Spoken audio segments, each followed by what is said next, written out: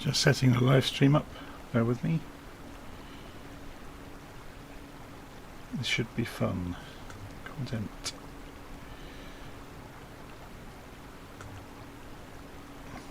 Live stream.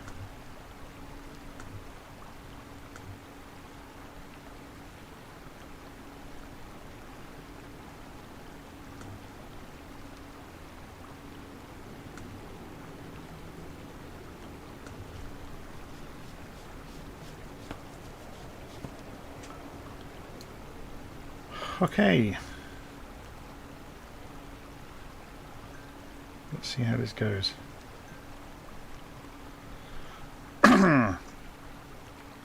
So, oh my word, phone's going bananas. Turn the phone onto silent for a while and just make sure the volume levels are good. Yeah, they're looking fine. So you should be able to hear me and hear the airplane over the top of me, which is always good. Okay, so there we go. This is the Latécoère, which just released today for Flight Simulator. I put a video out earlier showing how to start it up, which we're obviously going to run through again. But we're going to put some fuel in the tanks first, because we're going to go a long way. I don't know what the range is of this thing actually. Should we go and have a look? If we go and Google it. Latécoère aircraft. Is it 631 maybe? 631, yeah, range. 6,000 kilometers. So I think, so if we're doing, how fast this trip we're doing? It's only, yeah, it can easily do it on half tank. That's fine. We'll leave it.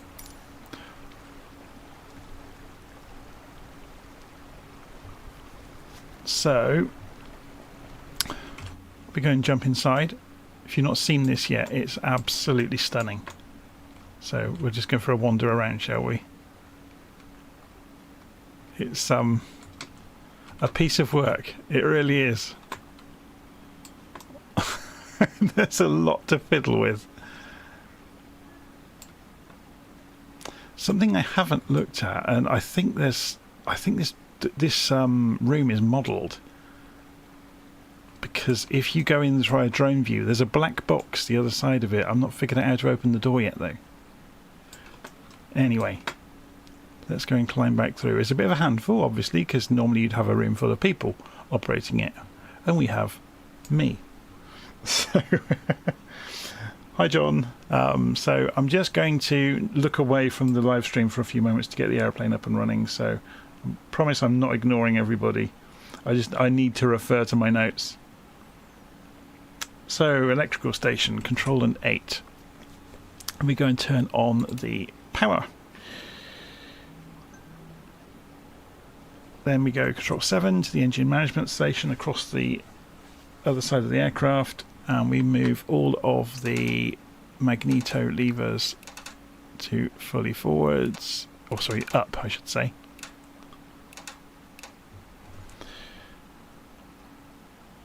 Let me open the throttle slightly, go to the engine management station again, but face the other way, and we go and start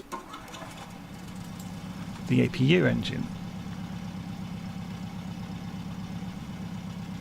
Then we move the generators, which are this one, and this one for the APU, so you can see the ammeter, the needles there have all jumped. Then we go to the fuel valve over here. We turn the primer valve on. We go and turn on the fuel pumps. Then we go over to the engine condition section and we move all of the levers to rich. Engine management station, control and 8 again. Starter section, there's a row of 6 plungers, so we're going to go and start the engines. So let's go and do this from outside because it looks awesome when it happens. So are you ready?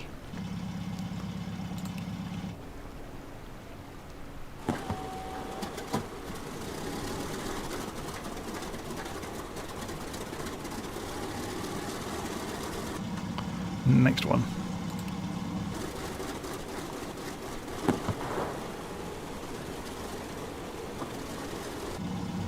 In fact, let's turn the volume right up on this so you get to hear it properly. Next one.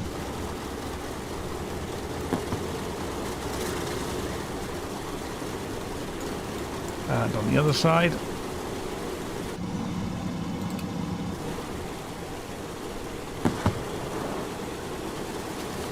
It's very cold, isn't it?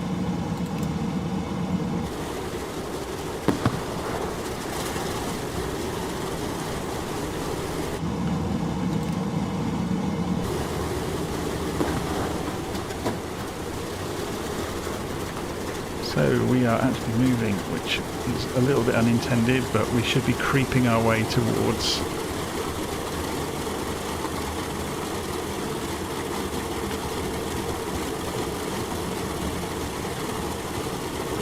the bank. So let's just quickly, before we go any further, I'm just going to see if we can advance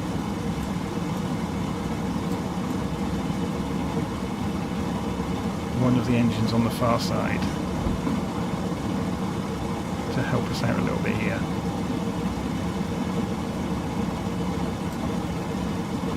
Just to kick the nose round. Obviously the wind isn't helping us.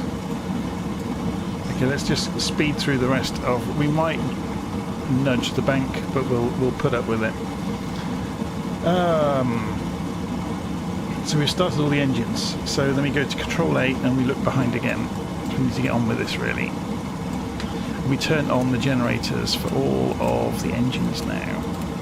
That's done. APU starter switch goes to off. APU generators can go to off now.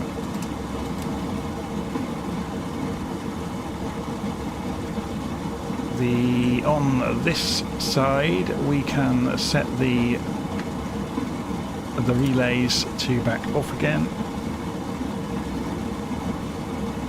Then over on the engine condition we can move RPM. That's obviously probably why we didn't have much purchase on that propeller actually.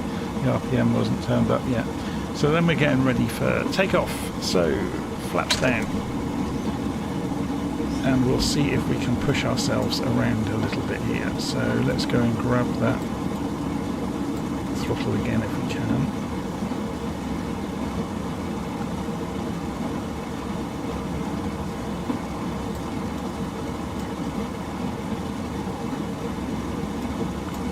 Slowly working.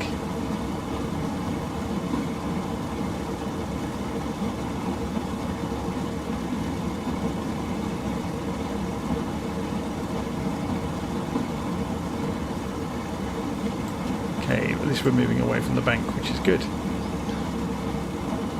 So we need to put the lights on as well, so we'll just move the yoke out of the way. So there's the landing lights and the navigation lights, and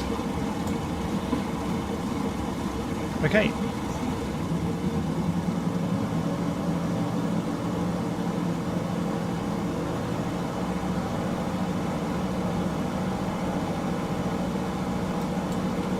See if we can push this around a little bit more.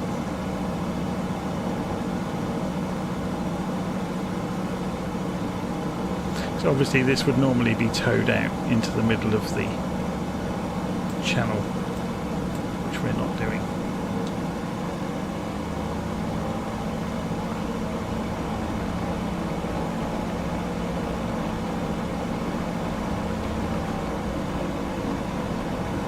The wind is really pushing us back.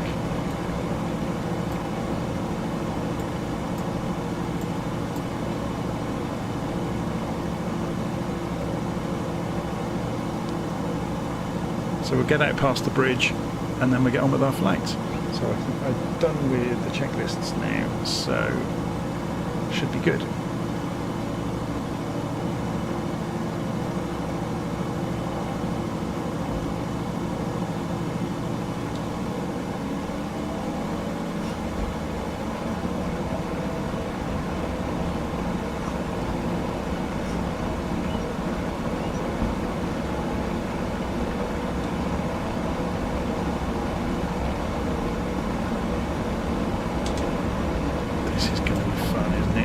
this out of here because it's got no way of steering easily other than using thrust. I just want to get out past the bridge.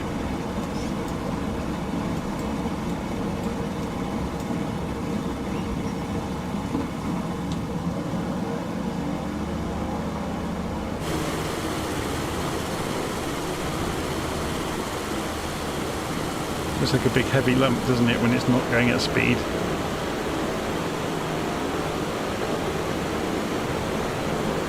Obviously we'll get some speed on in a moment.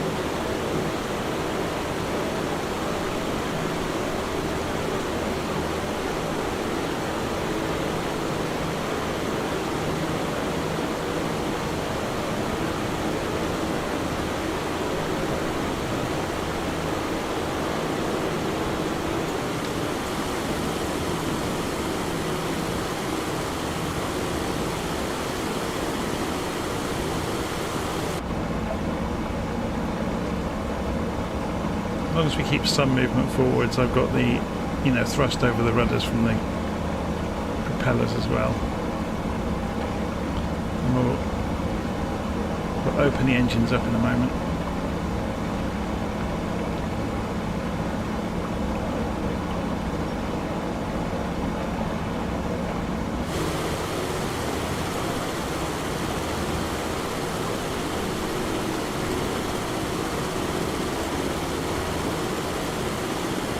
I hope we can go through here. I hope this isn't like a scenery problem, but we'll find out, won't we? If not, we'll have to use slew to jump over the gap.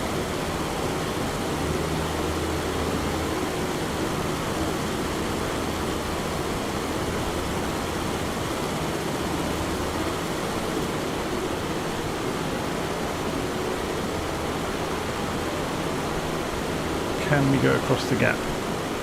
No, we can't. It's gone onto the wheels. Okay.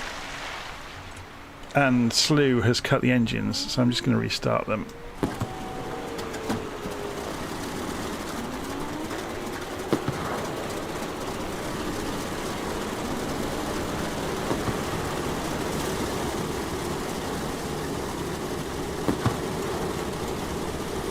It's a real so-and-so to control. It really is. Look at it turning with the... because these engines got running first.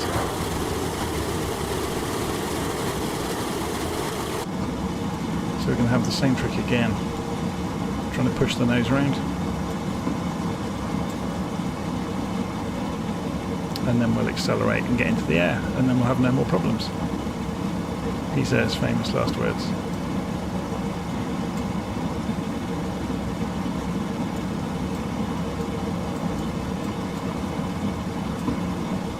Okay, let's go for it.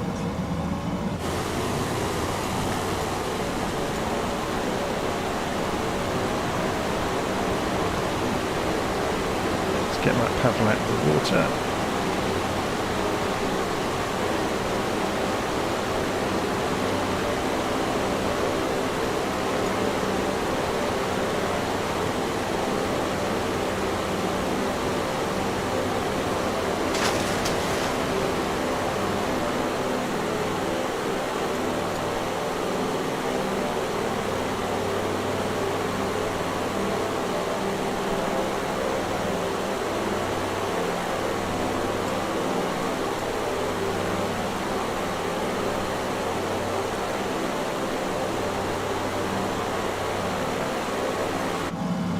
Okay, so flaps up,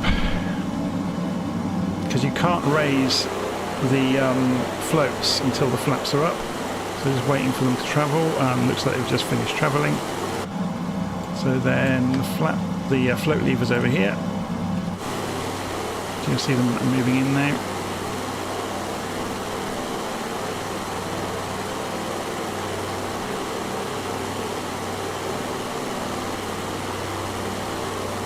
Perfect.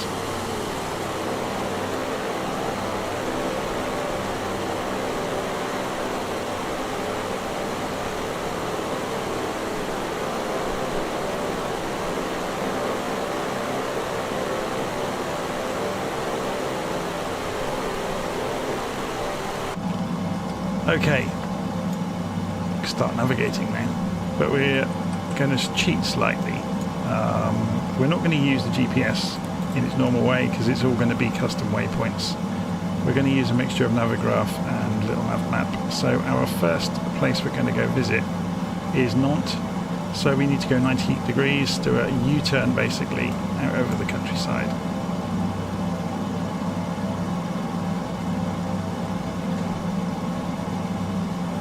So we want to go east.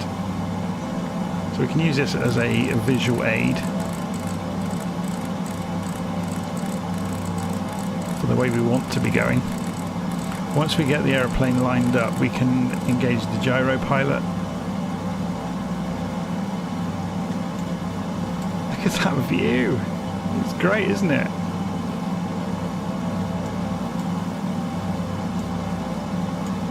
It is a monster.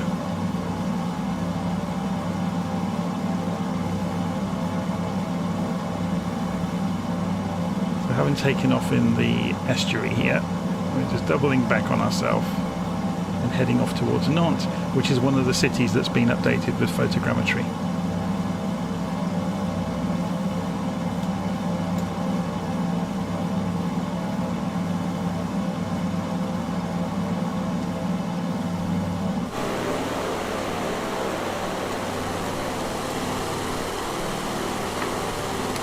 Actually, before we get too far, should we go and make sure that we're on, say, the West Europe server? And resume, and then hopefully we'll see lots of people around while we're en route.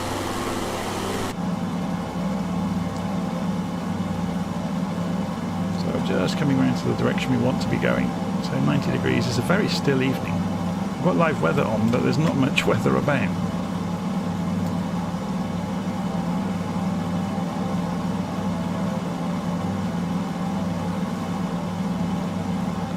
Okay, so let's level it out. Just looking at the attitude indicator here. So, over here, we've got so this is the gyro power, which is on. We can now turn this on. We can switch on the coupling between the trims and the gyros. So that's the altitude, and that's the heading. So it will basically maintain course now on its own.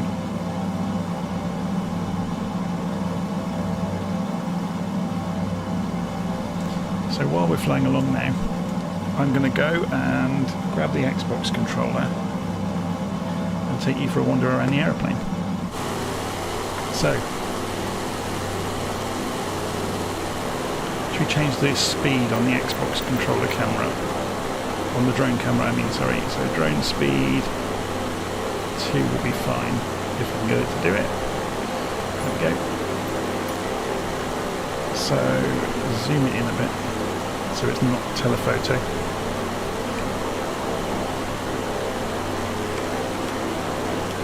Right. Let's have a look around this thing properly while it's flying along.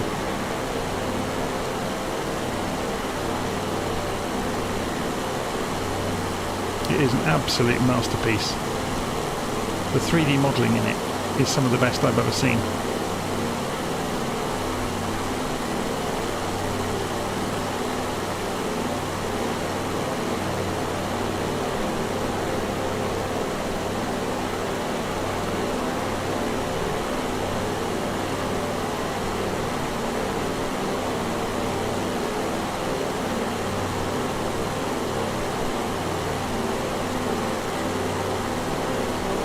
If we go and jump through the wall with the drone camera, we can have some fun looking around the inside.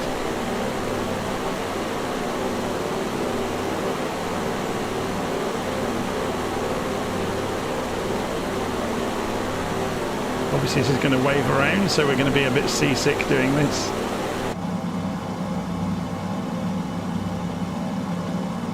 You get to see some of the staterooms inside.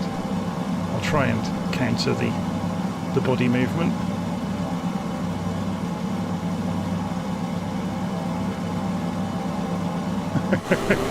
This is difficult.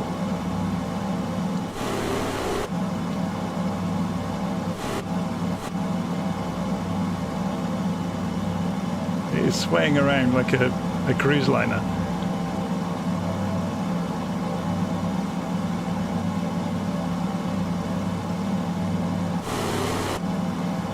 Anyway, I'm going to pull the camera back out. You get the idea. It's really lovely.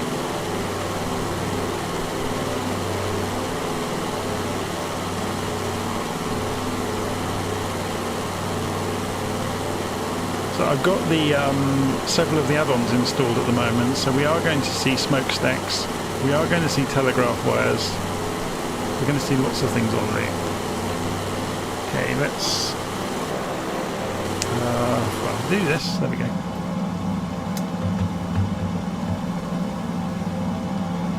Multiple decks on the aircraft, that's a good point, should we go and have a quick look? So, only in so much I think as... So if you went through here, for example, only in so much I think as the upper bunks have another row of windows. I'm not sure there's yet another, there's actually another deck as such. The only thing that surprised me earlier when I was looking around it is where that door is at the back of the cockpit. So I guess it's in the wing root box somewhere. Yeah, there is this box here. So there's obviously something in there, but I haven't figured out how to open the door yet.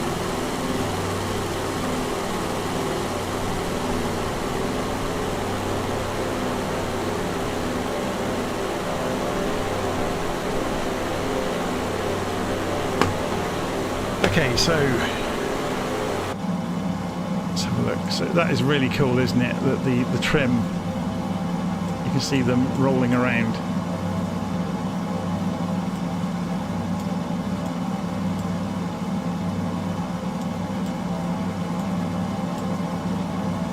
So what sort of speed are we doing?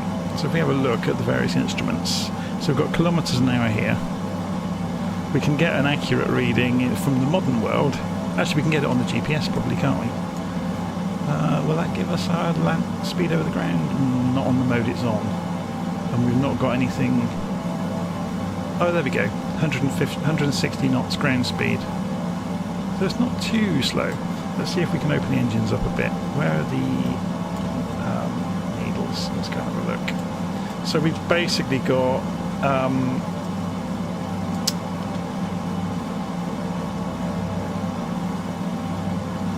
But yeah, pressure on the engines, and then you've got RPM below, obviously, of the propellers.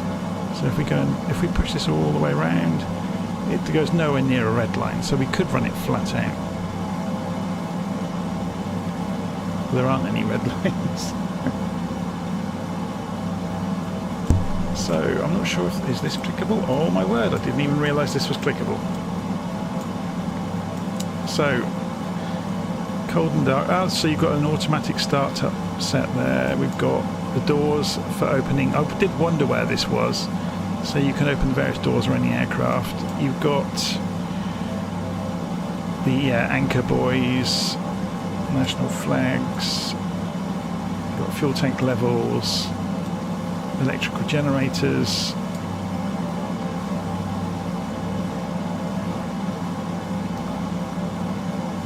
Did I turn off the APU generators? I thought I did. Let's go and have a look. That doesn't reflect what we're seeing there, does it? 1, 2, 3, 4, 5, 6. So that should be off. Because the APU's off now. Yeah, I missed that on the checklist. Good job we check these things.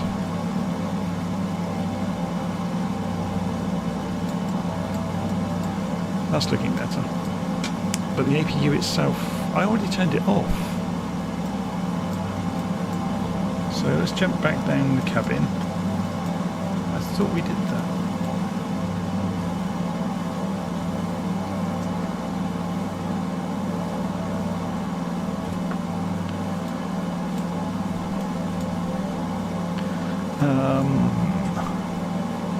You can hide the avionics if you don't want them.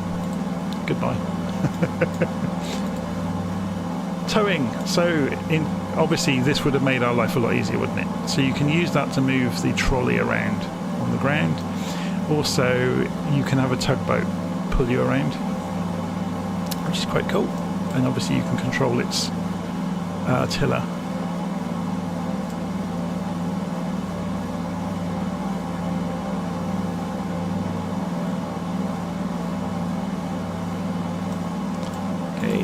So if we put that back away, so it really is a voyage of discovery with this aeroplane at the moment. So let's go and have a look on the map and see where we've got to. Oh, we've nearly missed Nantes, so we're going to turn right. So come off the autopilot.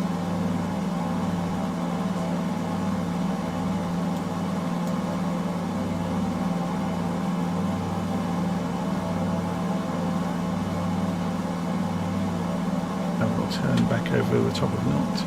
So if we go and have a look here as well, so we've got Navigraph running. We're going to have a look in a bit when we're on the next leg at the new toys in Navigraph. Navigraph has weather, which it never had before. So we'll do this from outside, so we get to have a nice look at Nantes as we fly past.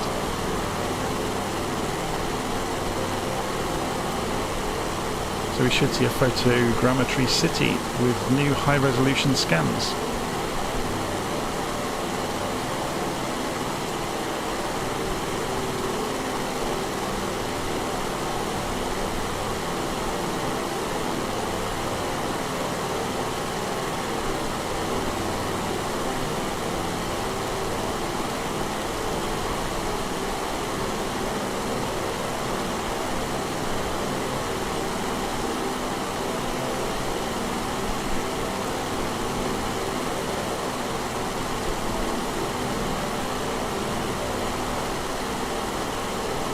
So JNLN is saying, can this bird navigate using VORs? Well, you can obviously use them on the GPS unit, but it doesn't have any radio kit beyond that. So this would have been paper navigation back in the day, and just using a compass and a stopwatch.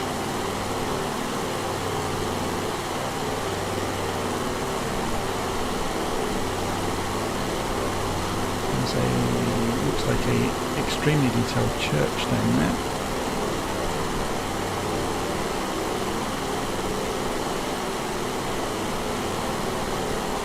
I don't know this area at all. That's obviously the main airport over there. It's an overpass over the river. It's a huge construction project down here with a load of cranes.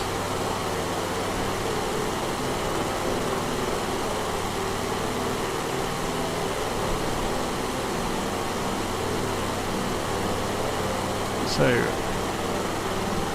well, there's the cathedral, yes, of course. And that's probably going to be a custom asset, is it? No, it's photogrammetry. Okay. So, leaving here, we want to be on what sort of heading? 70 degrees. So let's go and get this back on the autopilot at 70 degrees. So we'll just roll it round.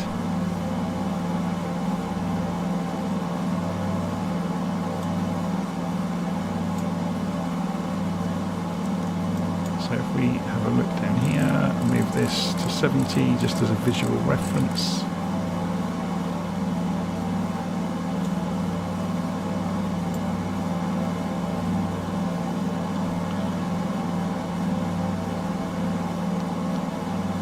So in terms of instruments, you get an attitude indicator, you get a vertical speed.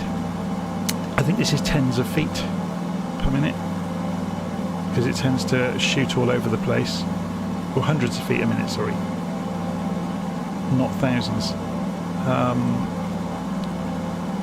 You've got obviously speed in kilometres an hour. There's altitude here, which is showing, again, hundreds. And it's got a Coleman window there. It's not kind of in your standard way you'd imagine that you expect to see them. So we've got a anemometer, which is a wind measurement device. Okay, there's 70 degrees, so let's just level up. And we'll go and re-engage the gyros. So turn it on, turn that on, and it will hold course for us. You get a binnacle compass, the same as the big one, just a backup one, I guess. You get this gyro-driven compass. You can see the vertical speed waving around as the gyros stabilise. There's a turn coordinator. Now this I'm not entirely sure of. I think it may be some sort of measuring device below the aircraft for your altitude. So whether it is some sort of radio altitude device, it would seem a bit advanced for the aircraft, but you never know. Obviously,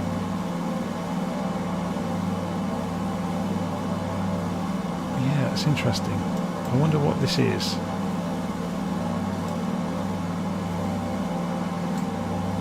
It's not that cold.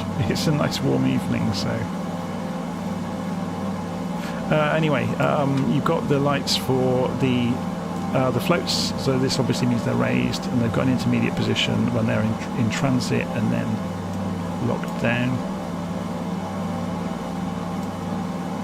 The engine gauges, the co-pilot gets pretty much the same stuff, I think. Yeah. Looking around the cabin, we've got the radios, so this is nav radio, I think. So you've got, it's really cool, there's all the paperwork here, that it's good enough resolution to read it, which you don't always get. There's a comm radio over this side. There's a chart table over here, which does actually show a toy aeroplane with where you are, which I thought was actually marvellous that they've done that.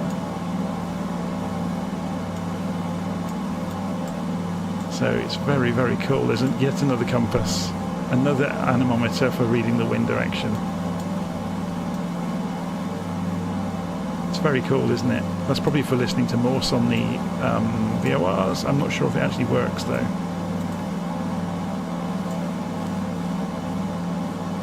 And yeah, obviously at the back of the cockpit you've got the engine management and fuel management going on. So you've got a whole raft of needles. Very, very cool.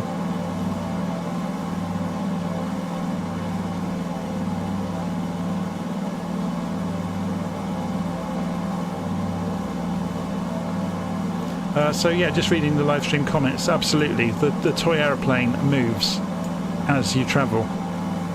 Unfortunately it doesn't have a zoom control because a piece of paper doesn't. It's very cool. I don't know if the map changes depending on what part of the world you're in. I suspect it does. I don't know if you can draw on the map now. It's not going to have anything that clever, is it? It's still a nice touch. Alright, let's see where we are. So we're coming back across our track. We're on our way to Angers next. So we're basically following alongside the Loire. And we should be there fairly soon. So it's 40 miles, so we're about 30 miles out from Angers. And our ground speed, oh, we haven't got the GPS on anymore, we can cheat, can't we? Ground speed is 170 knots at the moment. So it's going to take a little while.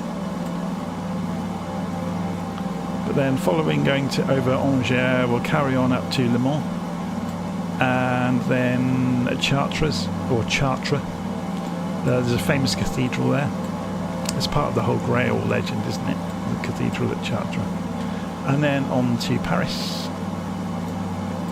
Then on to Reims. Or Reims. And then Amiens. And then over to Le Havre. So it should be quite good. It's going to take a long time, so there's going to be a lot of sitting around admiring the landscape and the aeroplane.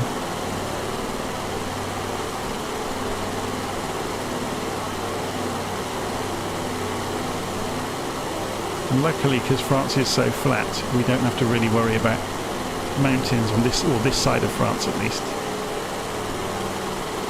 So we can enjoy the scenery.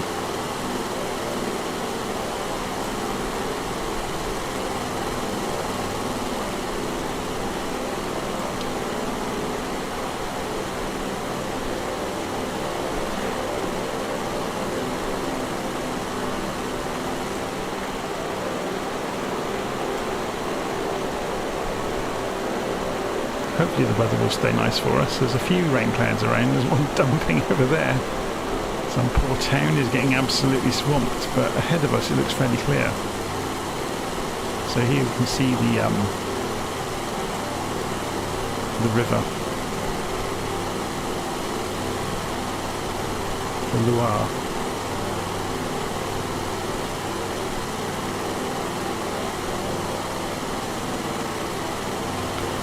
So I'm not sure. I'm not sure how clever this is. I think it takes this as a backup. I can't see a way of adjusting this. Let's just try some keyboard commands in the simulator. If I move the heading bug, yes. So if you've got keys mapped to change the heading, you can reprogram the autopilot in flight.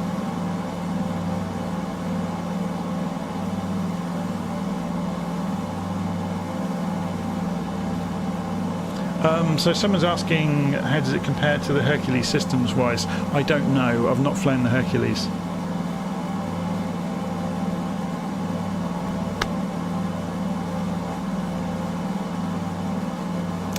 So I'm just wondering then, if we have got control of some of this stuff with keyboard commands, does that mean we can do pitch commands as well? So if we go what would have been vertical speed mode, let's see if, yeah, the nose is coming up, isn't it? Let's keep an eye on it. So let's keep an eye on that altitude needle as well. So I've just pressed, so I'll go vertical speed.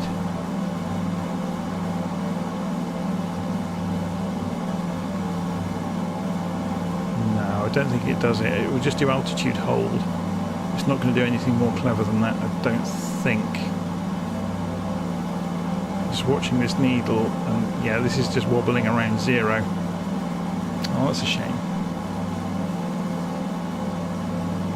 Obviously it would be entirely fake if you could use vertical speed mode.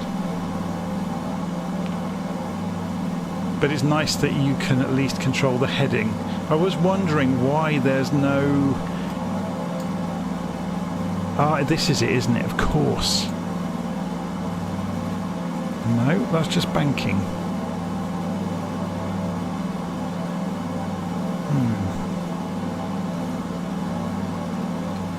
Or is this going to do it? Let's see if that turns the heading. No. No, these are just the trims for the major axes.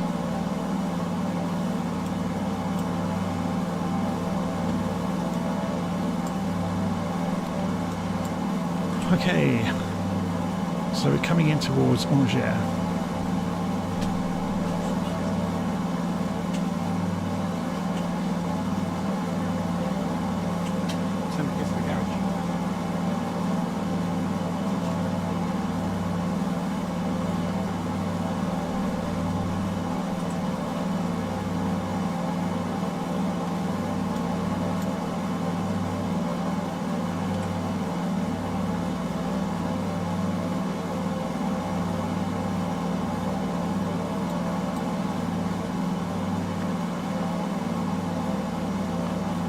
Okay, so we should be approaching Angers. Let's go and have a look so we can see something out here. So this is one of the cities that's had the photogrammetry treatment.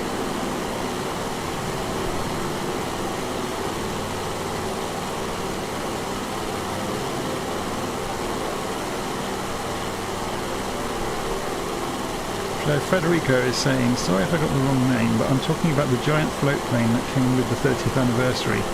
Yeah, I haven't flown it. It's the Spruce Goose, or Hercules is its proper name. The Howard Hughes aircraft.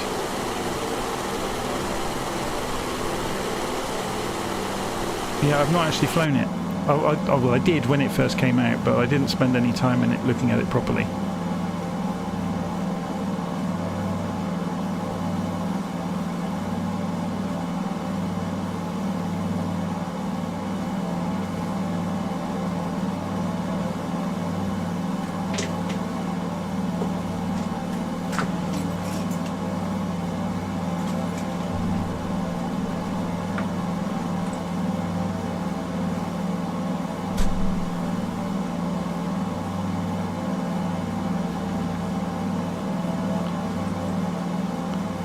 so we're heading in towards Angers. So let's go and come off the autopilot. Well, not the autopilot, the gyro pilot, I should say.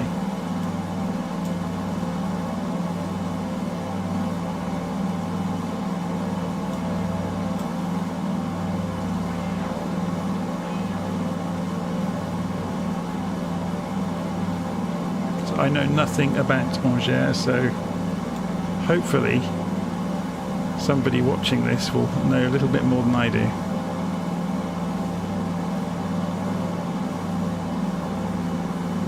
This looks like extremely accurate scenery below, doesn't it? It's getting a bit scary, that's like photographic.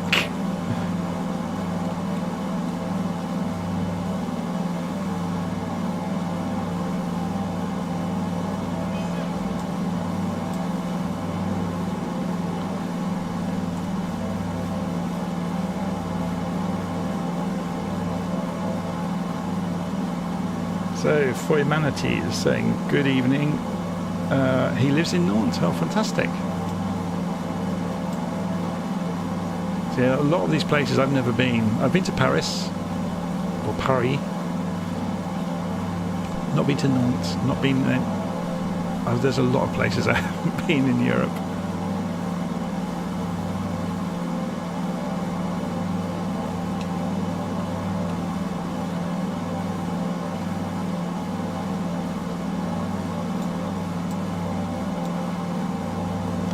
We're not seeing more aeroplanes around. Should we turn on the labels?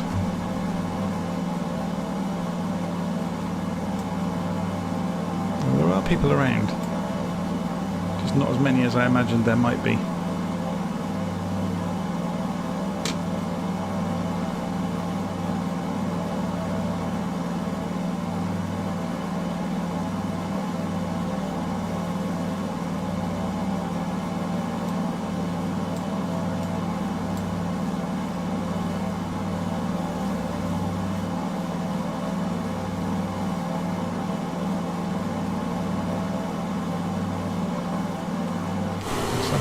Behind me in the beaver, apparently.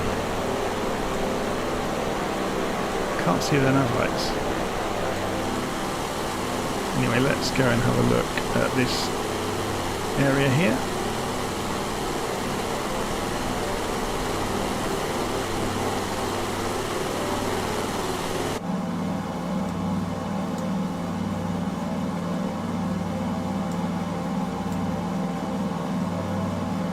Bridges are very good along the river, aren't they? This is obviously completely custom 3D assets here and there. Looks like a radar station of some description, or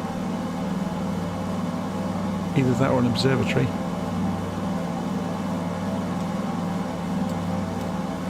Football ground.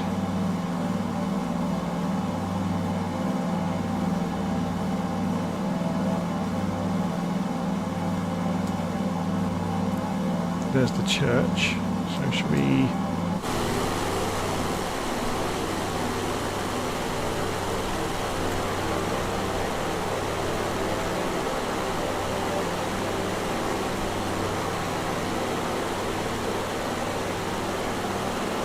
This isn't the most manoeuvrable aeroplane, as you can imagine. So we just do a loop of the area, the central area.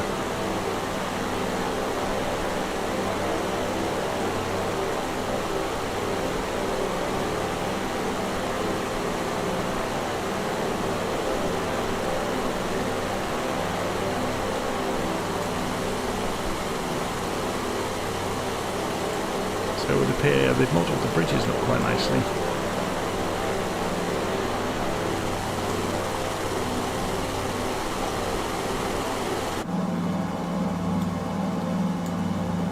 Let's get away from the edge of the cockpit.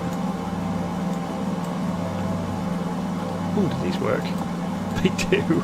They've done everything, haven't they? It's very cool. If we go up against the window over here.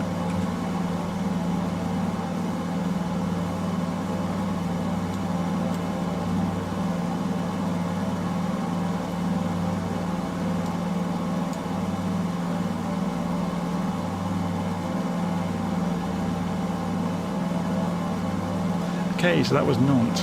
Let's go and have a look on the map. We want to go about 47 degrees, which should take us on to Le Mans. Just going to go and fly over the track. It's just en route basically on our way towards Paris. So let's just straighten up. We want about 47 degrees. So 60, 50, 47 is going to be about there-ish.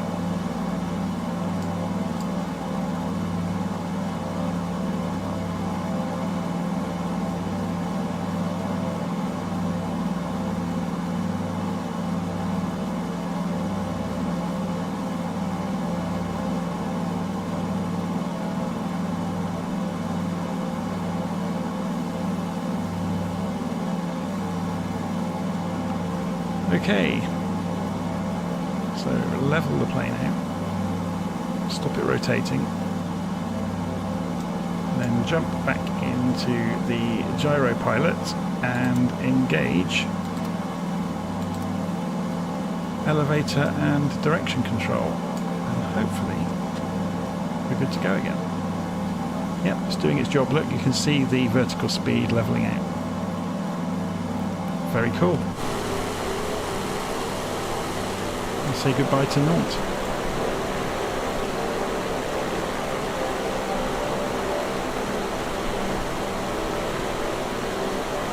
So how is this aircraft? It's very good. It's great fun. There's lots to do. There's lots to fiddle with inside it.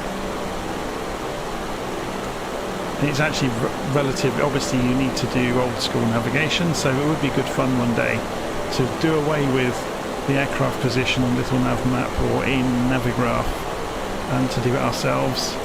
So we're just heading off towards the Le Mans racetrack, which we can see on the Google Stream view here. It's just here. We're going to fly right over the top of the track.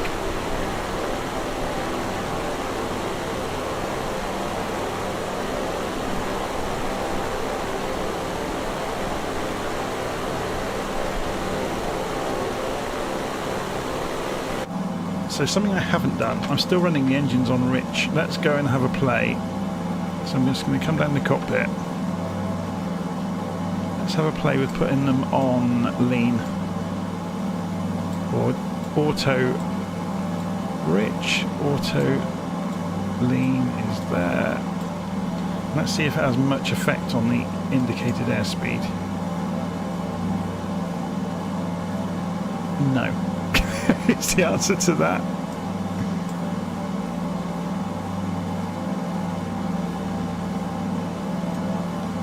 So someone's asking, is it a giant float plane? Yes, it is. It's a massive float plane. The interior is all modelled. I was playing around with it earlier and put the camera down through the middle of the plane to show everybody. It's very cool.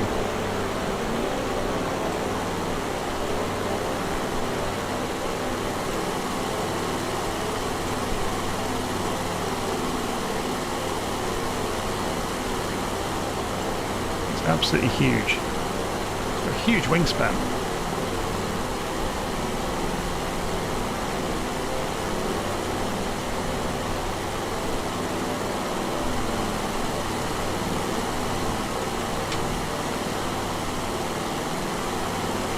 Should we try and get LittleNavMap in the corner of the window? So window, open window layout, minimal.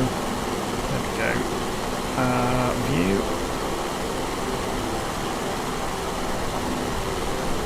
Center, flight plan. No, go to user aircraft, that's what we want. So if we put that over in the corner over here and zoom out a little bit, we can see where we are. If we go to Windows and tell Windows not to show the taskbar, then we can just have those two things on the screen so we can see the scenery and where we are, which is good.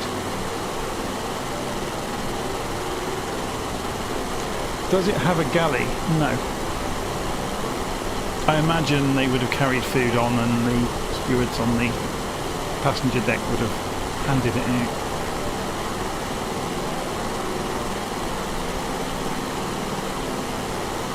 I'd hate to think, if this does like 170, 180 knots ground speed, well, you can work out for yourself, if this did a transatlantic route, it's going to be in the air for a couple of days, isn't it?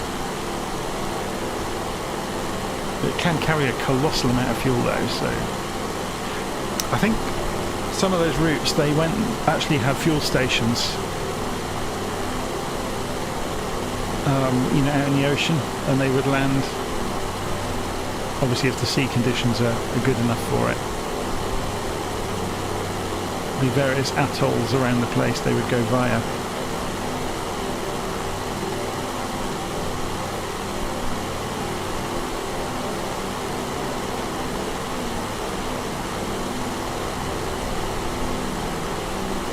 Yeah, if we have a look at the map, just seeing the conversation there about the valley that we're tracing. We were flying along the Loire Valley, and we're now turning off, going cross country, off towards Le Mans. And then off to Chartres, and then Paris.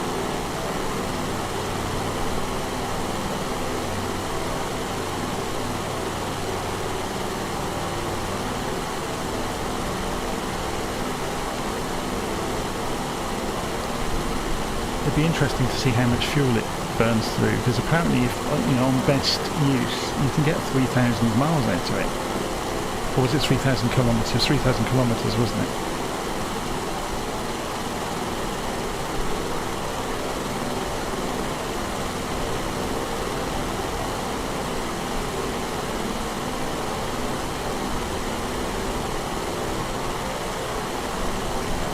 So Cal Nelson is saying they thought France just had grapevines growing everywhere.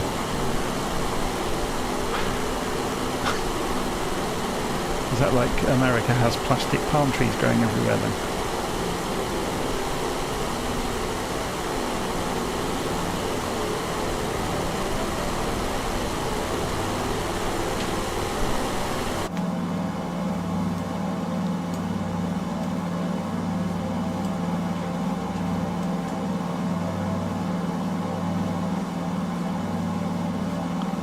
France is a huge country, all sorts of different environments. Obviously the centre of the country is quite flat, but over towards the east and the south there are some fantastic mountain ranges.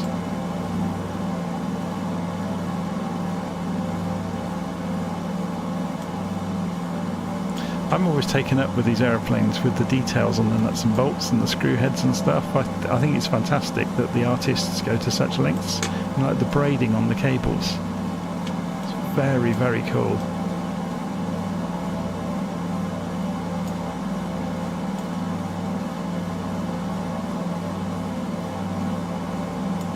Can we open the windows? Yes, we can.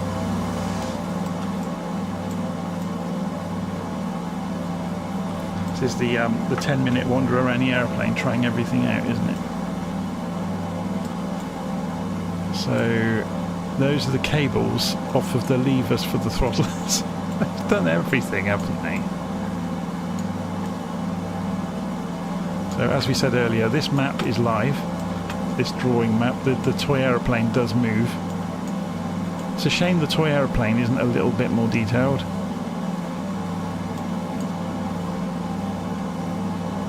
If they'd have made a little metal aeroplane, it might have been quite fun, but you can't really complain, can you?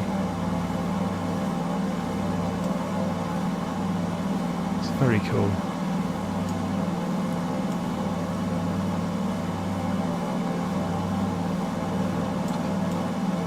Should we go and try and see if we can figure out how to open this door then? Because it does open. We just haven't figured out how to open it yet.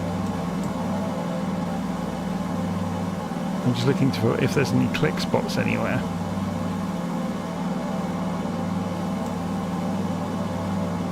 Although those overlap what you would think would be that, so maybe it opens from the other side.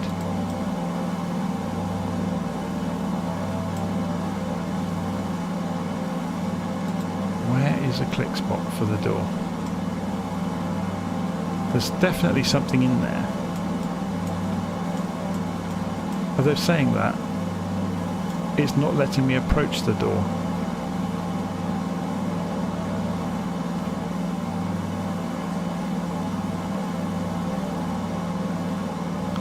Perhaps I should leave it alone before I break something.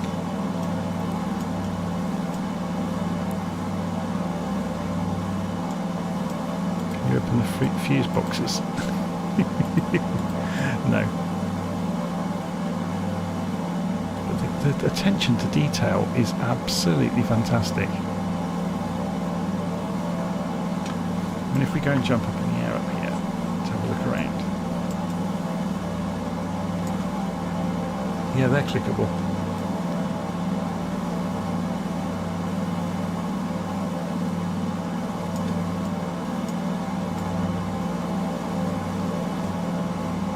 Of course, we have the other 3 engines. Ah, there's some simplification there, look.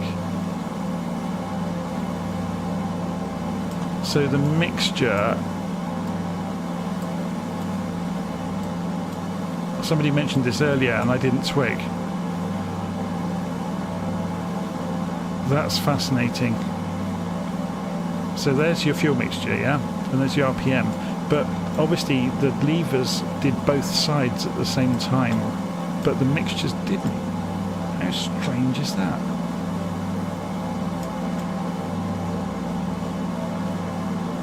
I'm going to need to revise the checklist to take account of that. Although I don't cover cruise in the checklist. It's just something to be aware of, isn't it?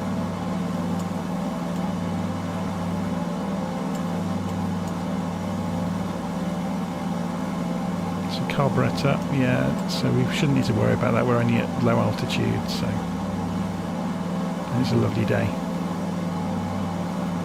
Another anemometer. Anemometer. God, it's a difficult word to say, isn't it? I love the timers. Very cool.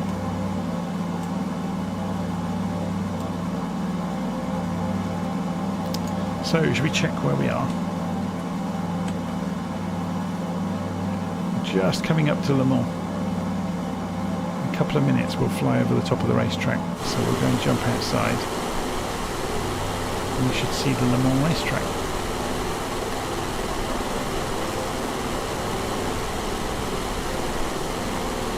So the road we're passing over is D323.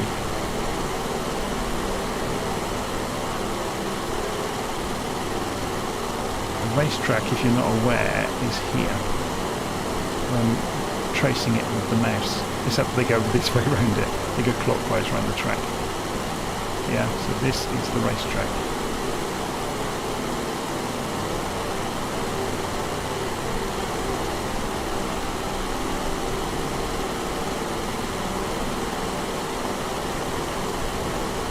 We're just approaching from the southwest. So yeah, you can start to see the pit complex over here. There's a small airstrip there next to the track. So we're going to pass right over. Ideally, we should be a little bit over towards the pit complex area because it's easier to see. So the airfield is Arnage. Oops. Oh, look at that storm over. At least we're not over there, hey.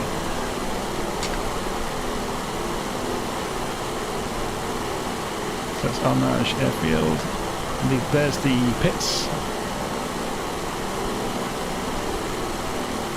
There's the various smaller tracks at Le Mans, like go-kart tracks, things like that.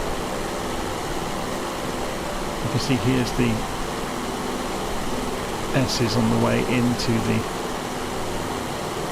top end of the circuit. And there's the corporate hospitality building over there.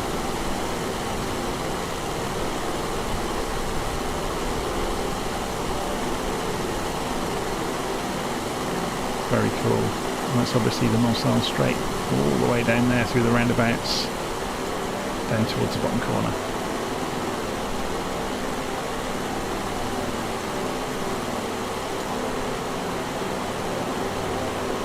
There's the bottom corner of the track before it starts its way back. Very cool. Le Mans.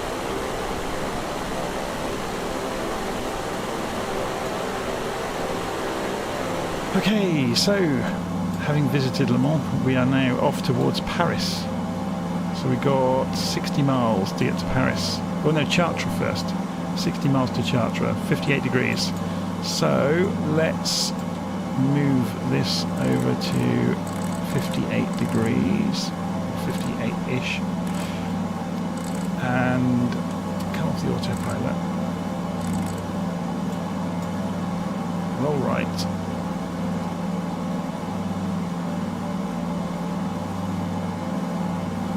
Straighten it up and then re-engage the gyro pilot. I keep calling it autopilot, it isn't an autopilot. Okay, so all it can really do is keep the plane pointing in the right direction. So having disabled it, we switch it back on, then we turn the elevator and direction control back on, and we're good to go again.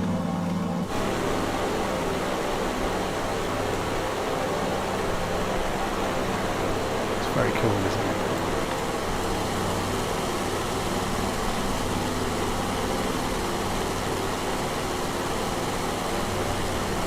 The map, so we're going roughly the right direction. We've got a wind from the south, so we're going to get blown a little way north of Chartres, but we'll circle round when we get there and have a look at it before heading off into Paris. So 60 miles to go. I'm going to go make a coffee. I'll leave this on the outside view. Let's have a look at the live stream comments.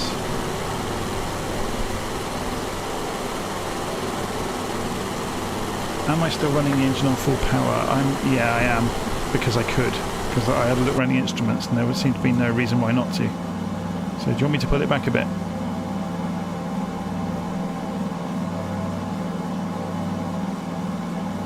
So it was at 130. I'm going to put it back to 120, or just under, on the, is that manifold pressure? I'm guessing it is.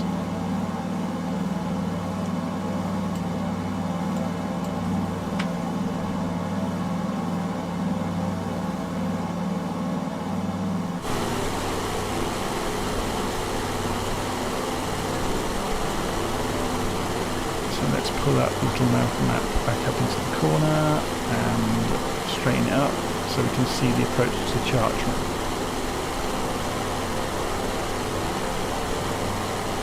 Okay, I'm going to go and grab a coffee.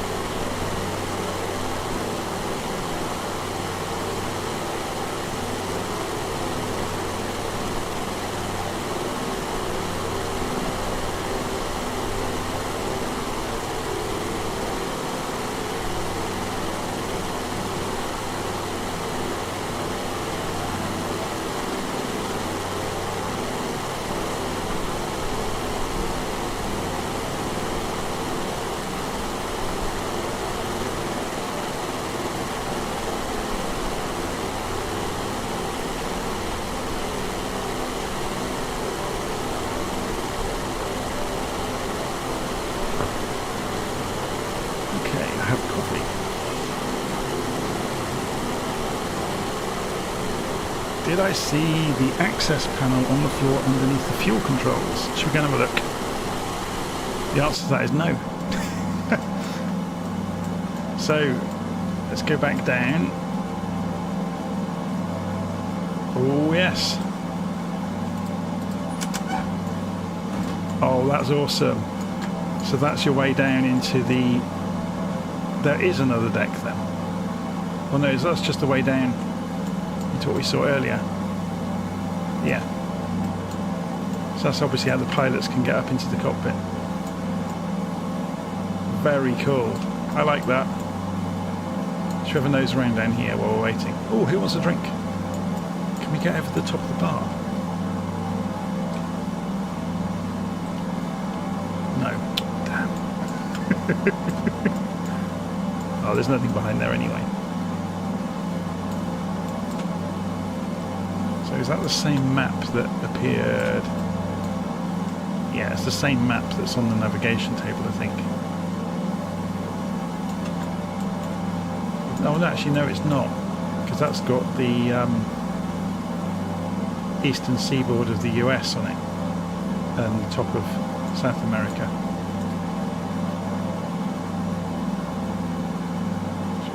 But you need to wash the face, maybe, wash the hands. Wouldn't it be funny if they'd made the taps work?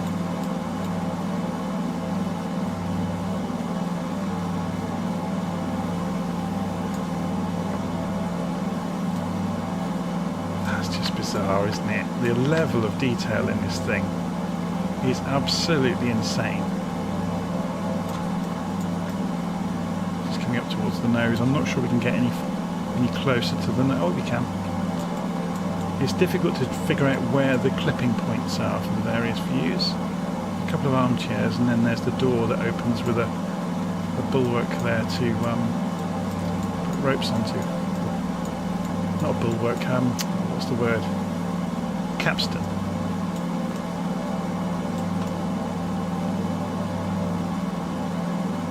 It's very cool, isn't it?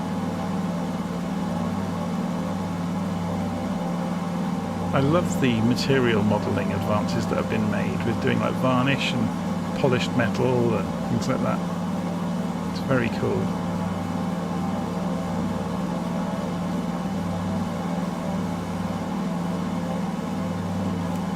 Bunk beds.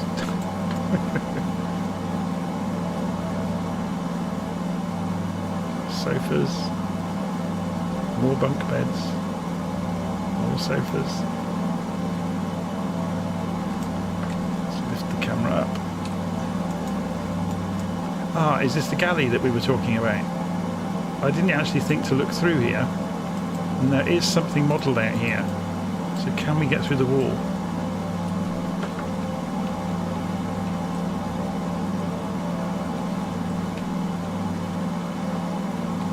Ah, there you go. There's your galley. They did model it. That's just insane, isn't it? So there's a couple of cooking rings, cooking pot, plates. I better be careful flying. They could end up all over the floor.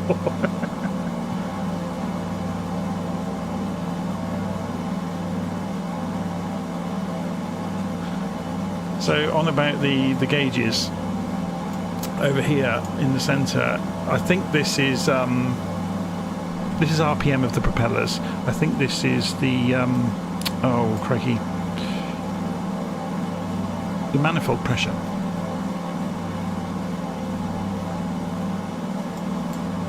But different designs of engine measure that pressure in different ways. So often it's a fluid pressure difference that's being measured. I'm not sure what this is.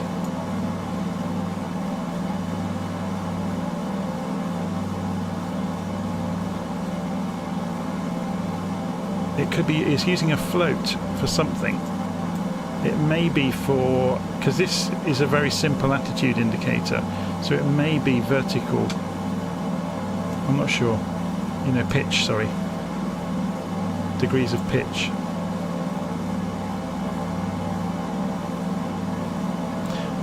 Well, no, this is the vertical speed indicator over here, but I think because this is like in the infancy of all this stuff, some of these are more variable than others, but I'll have to have a read up on this to see what that is. So So down here we've got telephone. So you've got various things to tune in. Different frequencies, which is quite cool. I love that the nav radios over here is an old valve set, although Sim's just frozen on us. It will release, don't worry.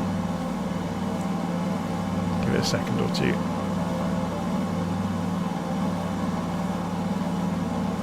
There we go. So yeah, let's move the camera down, have a close look at this. Yeah, so you've got frequency there. And you can... They don't give you much to tune it with though, do they?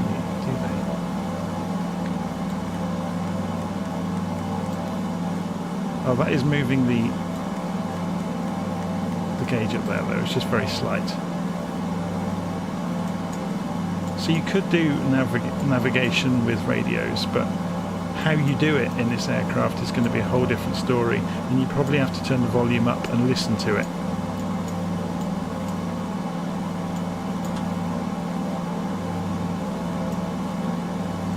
So a lot of these boxes are going to be things like rectifiers and stuff like that. It's from an earlier age of electrical equipment, but your communication radio here.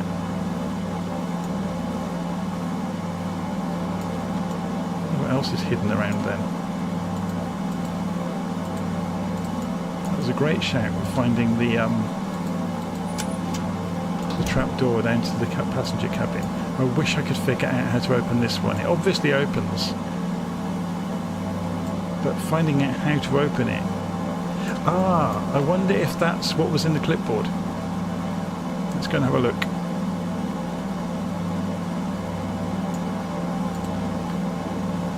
So in here,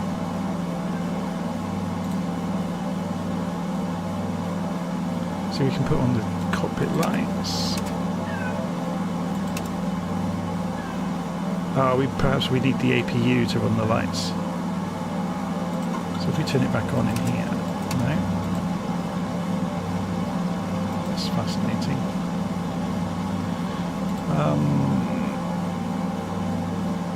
Fuel tanks are actually getting quite low, aren't they?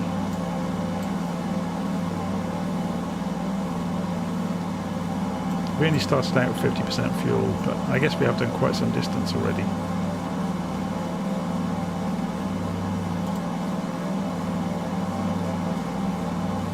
So door 3. Yeah, it's not going to do it while we're in flight by the look of it. Maybe it goes up onto the roof. That's why you can't open it while you're in flight.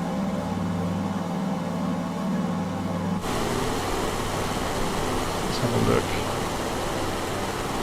I never thought of that. Maybe it's an exit to come out through the wing route or something.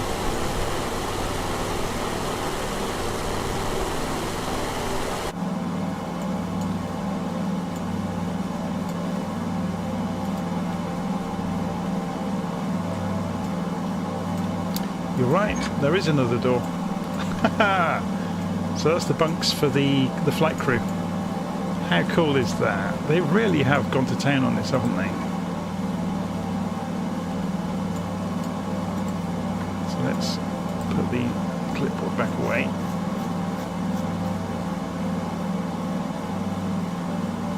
Very, very cool. Right, let's check where we are. So we're just coming up to Chartres. We're going to turn a few degrees to the right, so shut the gyropilot off, roll the aeroplane.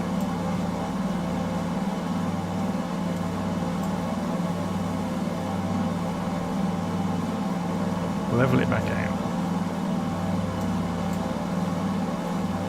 And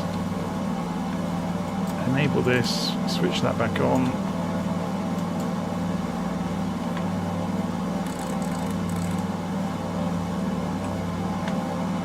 Cutting the angle in a little bit. We'll probably need to do a bit more actually.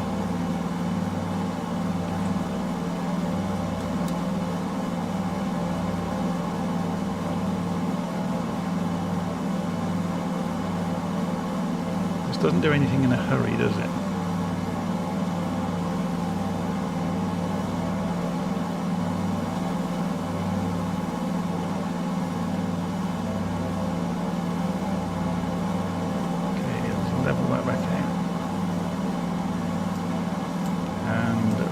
engage.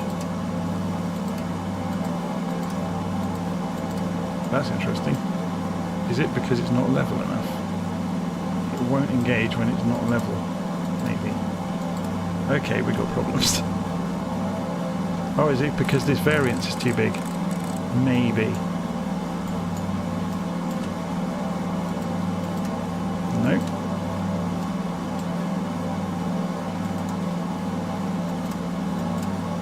Why can we not do this now? On. Oh great, so I've got to now hand fly for a while.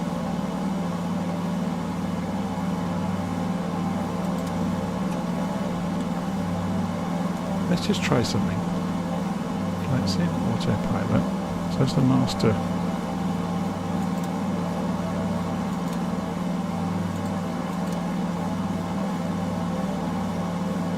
Why will it now not engage?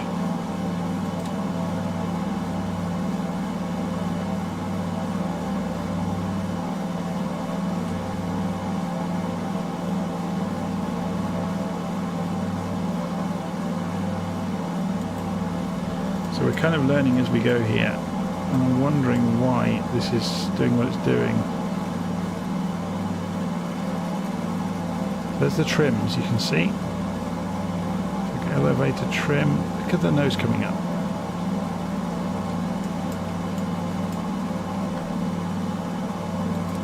I don't know why.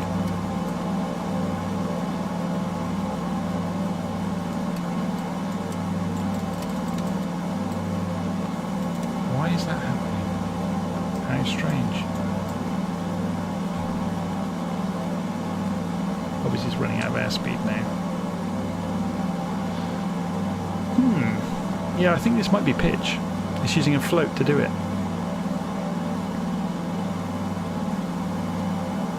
Because obviously this is measuring hundreds of feet per minute.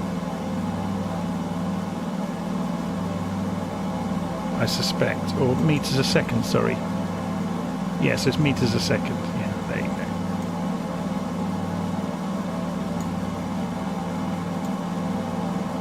Is that measuring the same thing? Let's keep an eye on it. So obviously this gives you fine control then if it is the same thing. That should come down to 4 and it doesn't look. Oh, it started moving though. It's just lagging. 3, 2.5. Well, maybe it does then. Maybe this gives you your fine control and this is gross control.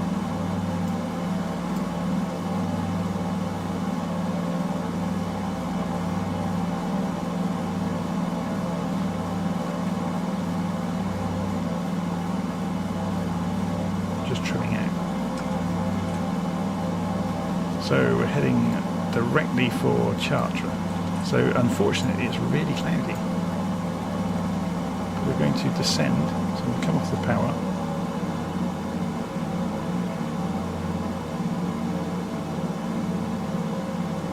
There's the biggest Gothic cathedral in France in Chartres, so we'll try and circle it and have a look at it.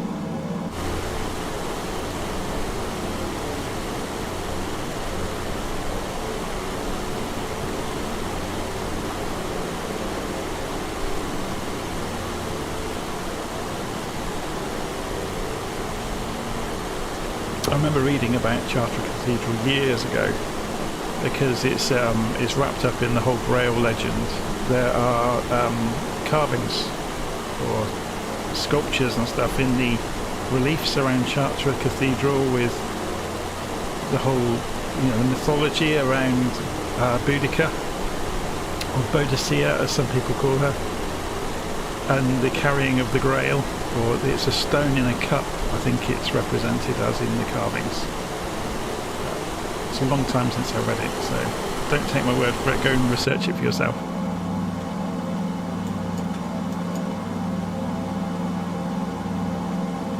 Yeah, we'll do this from outside because you can see more.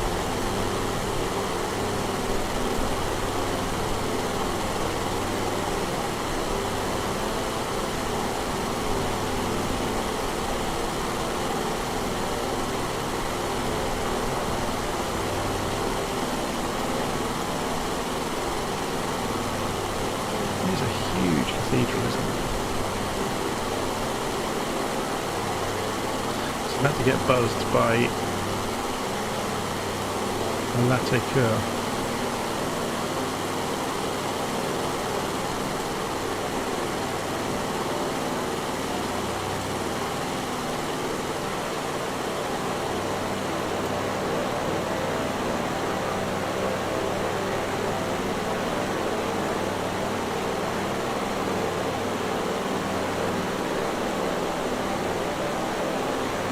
Amazingly well done.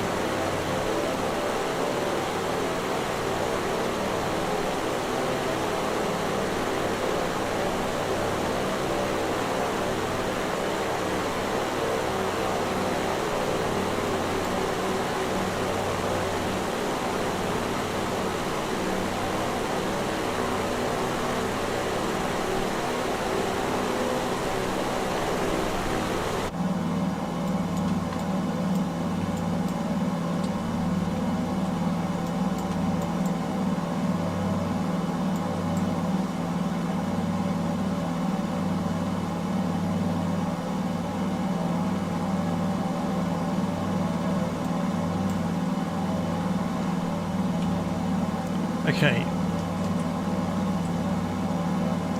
turn back around to 50 degrees then and we'll carry on our journey.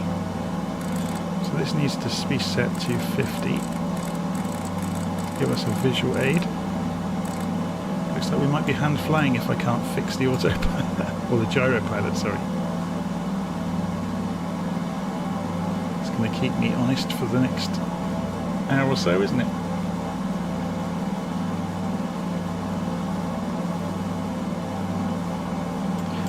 I'm just reading the comment there about caching the scenery. I never cache anything. I've just got a fast internet connection.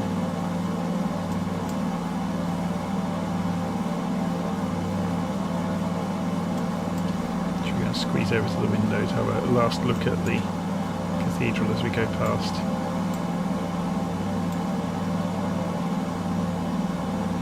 It's very cool, isn't it? Look at those arches. They're enormous.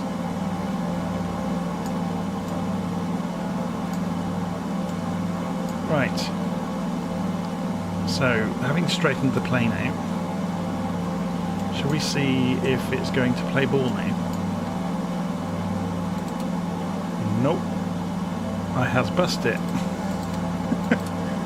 I can't, so the elevator trim won't work and neither will the master power for it. What have I done? What did I change in the tablet that could have affected it? I turned the APU off, didn't I? What if it needs the APU?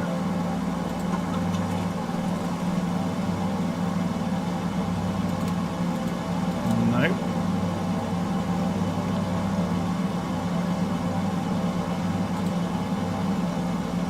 I turned the passenger cabin lights on, that wouldn't affect it, would it? No. I wonder if I've blown a fuse somewhere.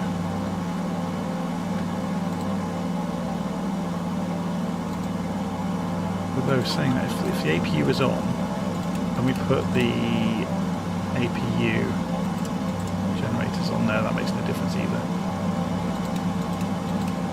It could be a bug.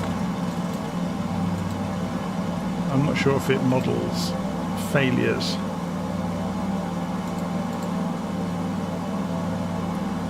Anyway, we won't worry too much, we'll just navigate ourselves then across the French countryside.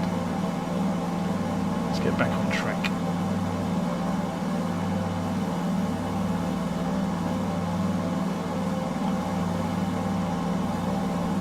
So I manipulated the trim, I did, didn't I?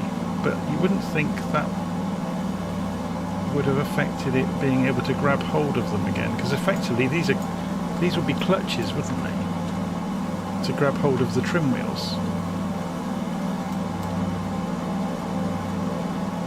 Maybe they have to be centered.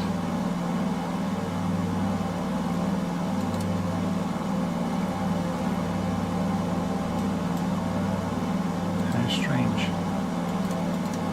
It's not having it, is it? So if we turn this off completely, it makes no difference to that switch. I think that might be a bug, you know. Probably find out in a couple of days' time. It's something really obvious.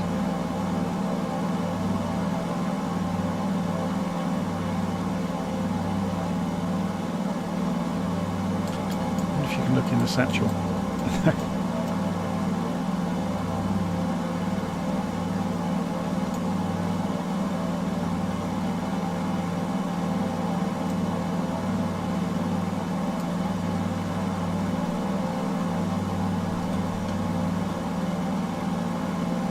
Well, no, we got company.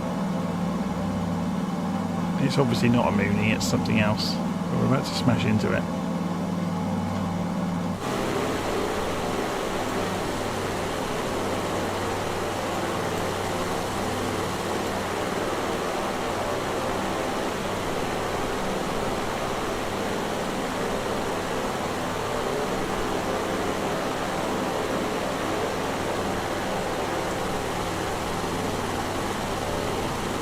How are we doing on the journey? Wavering off the path to Paris. We need to turn right.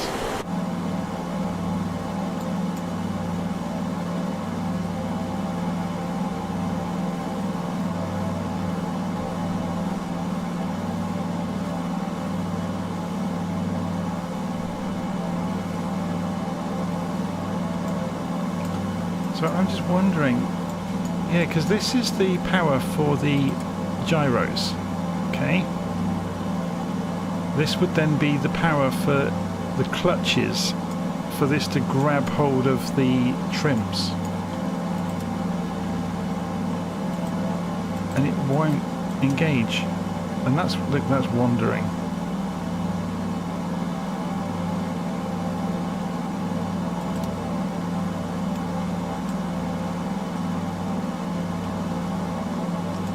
Yeah, oh, I know why. I know why. Let's see what happens.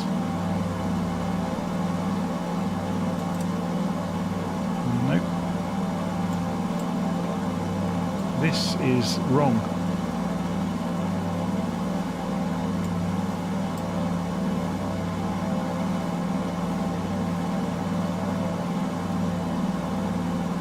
Depends what this is supposed to be showing actually. So is this altitude?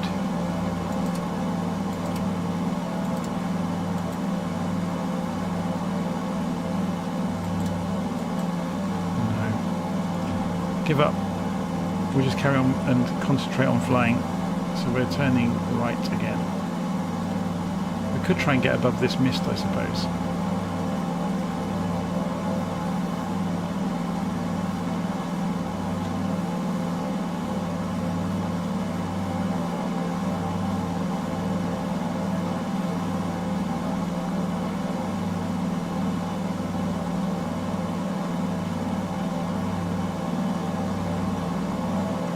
So if that's speed, it's going to say about 250 at the moment. So let's go and have a look.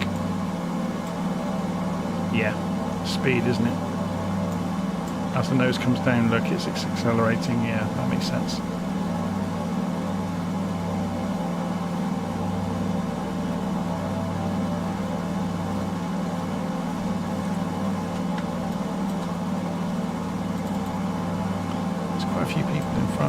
In Paris, by the look of it. So we're about 20 miles, 25 miles out from Paris. Or from central Paris, I should say.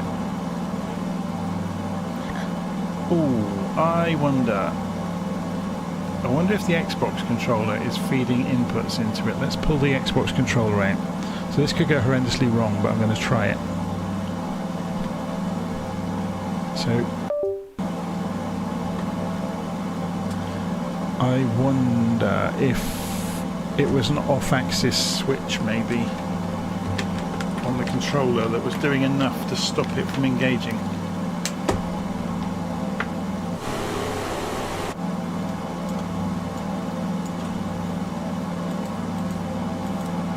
No.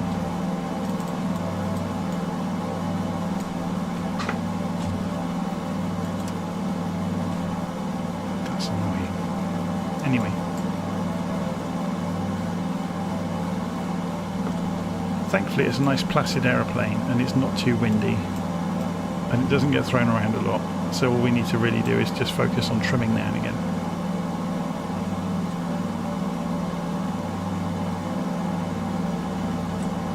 Let's go and sit outside for a while and enjoy the sun.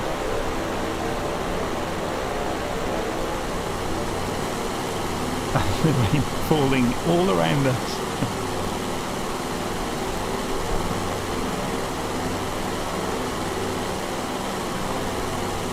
This is not live time, by the way. It's already dark in Paris. It was dark quite some time ago.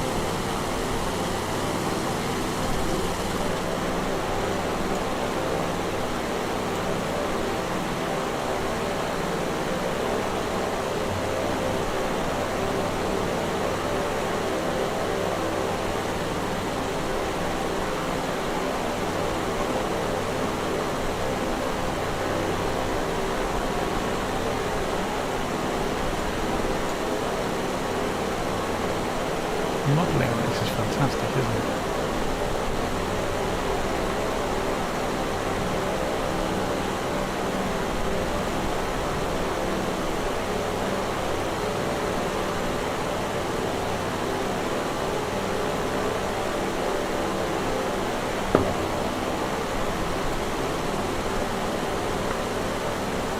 So, what's that feature we're just passing?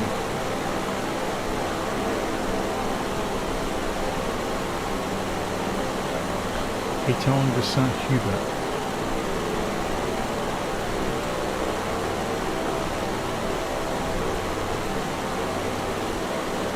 So what's the best way to... We're going to go over the top of Versailles from the direction we're coming in from, which is quite cool.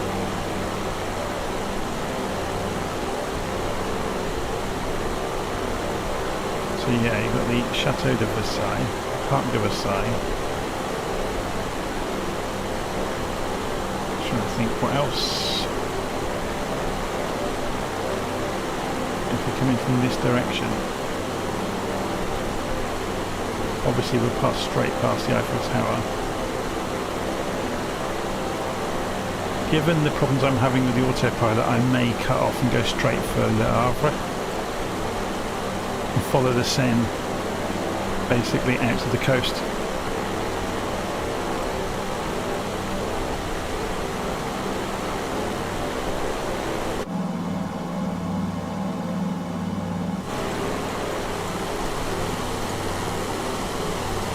Advance time to get the city lights to come on. I just had a thought. You know, we couldn't turn the lights on.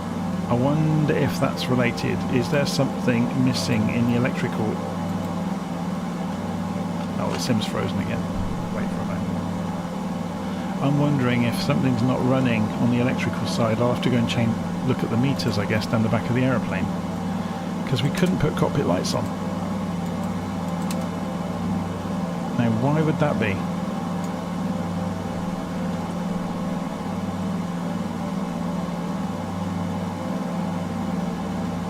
This is on. They shouldn't have been on. I restarted the engines, didn't I, when we went under the bridge, and that left that on.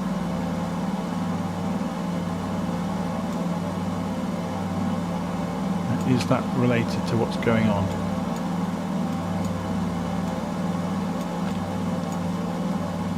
Those are the generators for the APUs. They're all generating. Those engines are generating.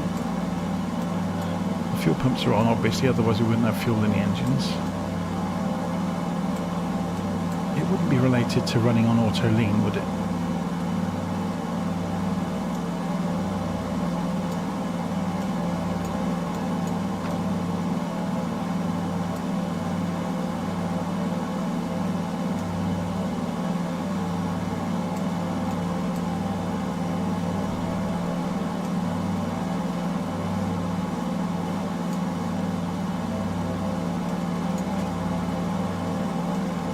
So we should be approaching Paris, but I have a horrible feeling the weather is going to absolutely ruin it.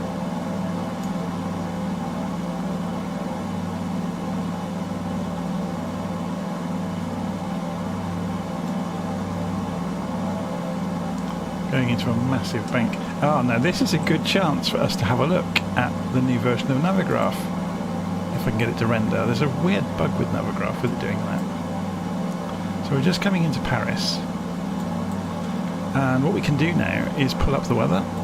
This is a new feature as of today. So yeah, look, there's the rain clouds. We've got the... How does this work? I don't understand a lot of this yet. So METAR. Turbulence, reflectivity, cloud cover. Whoa. It's quite cool because you can animate the last few hours, and so you can see the movement of the weather, so you can anticipate what's going to happen next.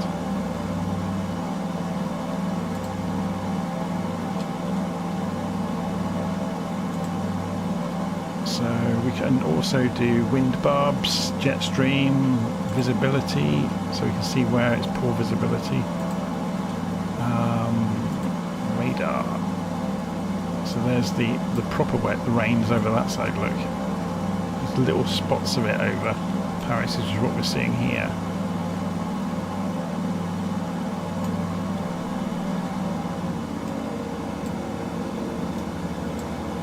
Let's slow down and descend and go and circle the centre of Paris before we head off to Le Havre. So there's the Seine, weaving through the city. If we get down out of this cloud, hopefully we'll be able to see it. It's nearly lighting up time, isn't it? So we might be lucky if we stay here for a few minutes and see the lights come on. Or we can manipulate time.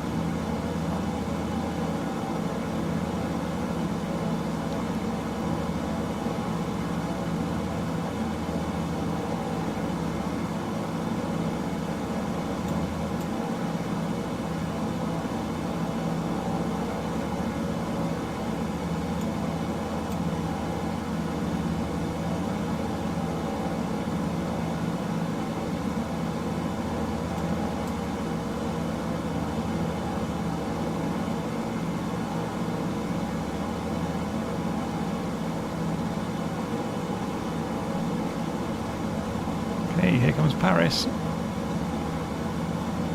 Or the city centre.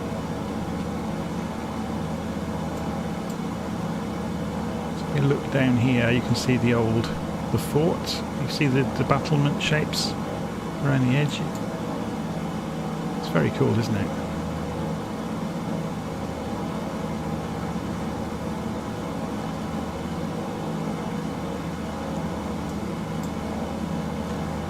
Reopen the engines so we don't get too slow.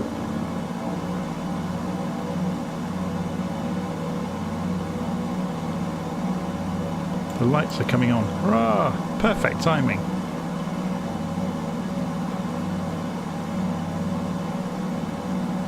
Should do this from outside.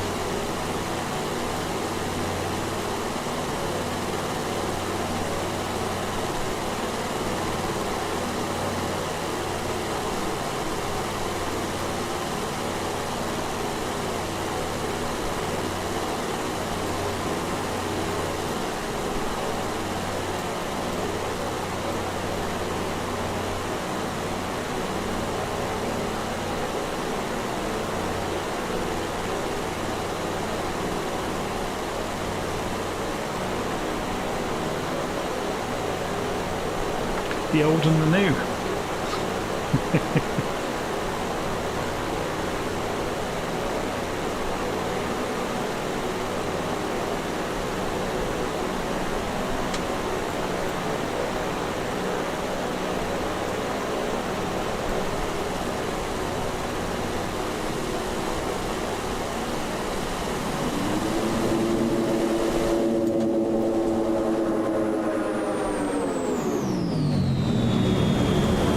Someone just went whizzing past. There's the Sacré-Cœur over there. So let's just check where we are on map. So are we going to double back and go look at the Eiffel Tower? I guess we have to, don't we? If we get this right, we could loop round the back of the Sacré-Cœur.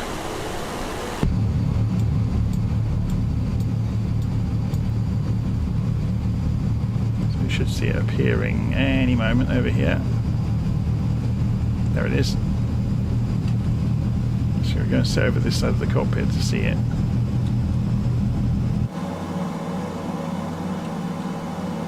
Okay, we just lost engines. Oh no, it was somebody near us, I guess. Yeah, we're looking fine.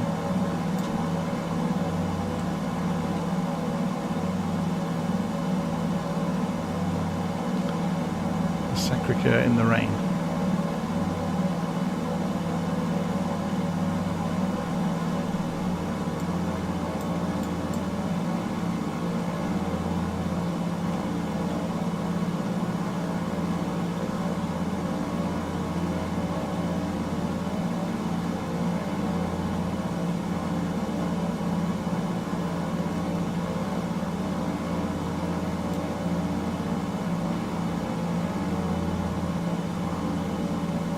Those steps are so steep. Well, they always seem it if you've been walking around the city all day.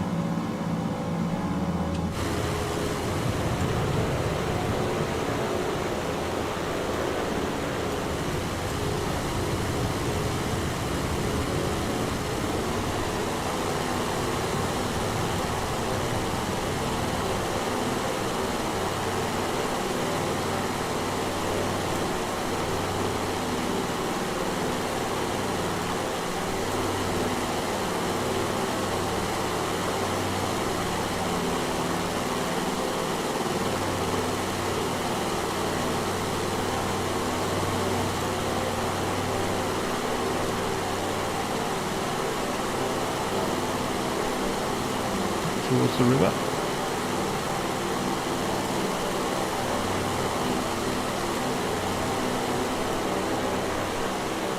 That weather is properly atrocious, isn't it? There's the Arc de Triomphe.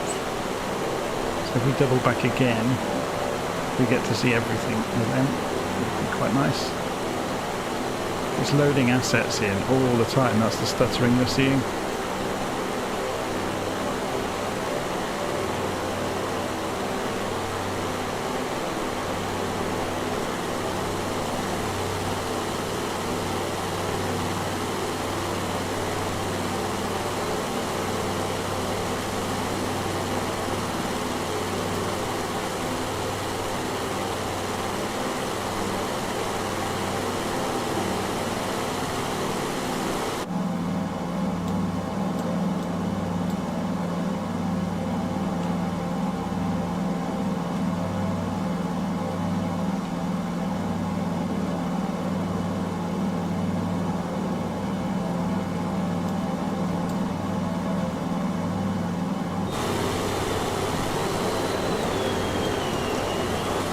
Keeps loading assets in with people's aeroplanes. It's absolutely murdering it.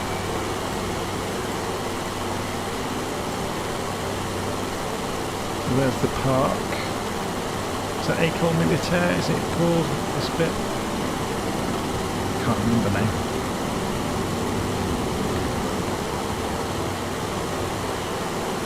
Or is that that end? I think that's that end, isn't it?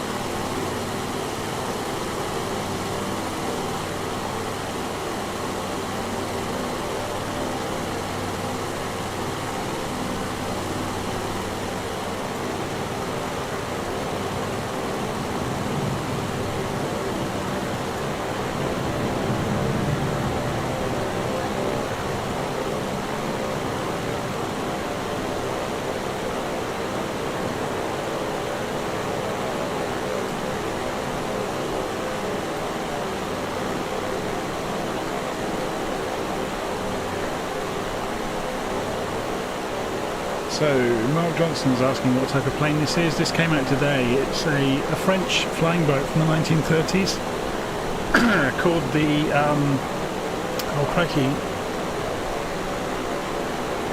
what's its name? Oh, it's written in the notes. The Latécoère.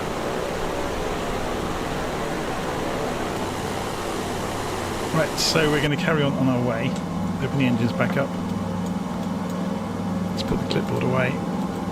I think we'll give up the autopilot as a lost cause. So we need to be going, if we're going to go straight out to Le Havre and cut off, not going to either of these places, we're going to cut off, then go measure distance. So we want to go 290 degrees.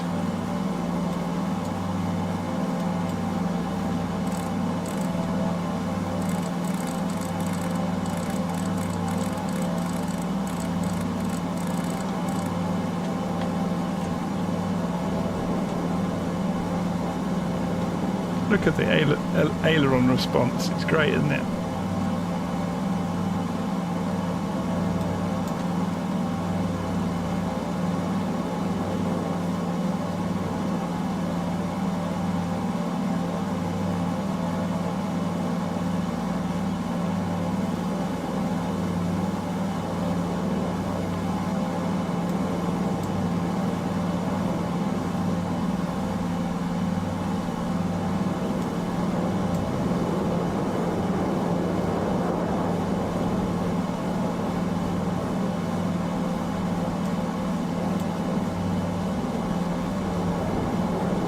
This is not turning anymore. The gyro systems have failed. That's what's gone wrong.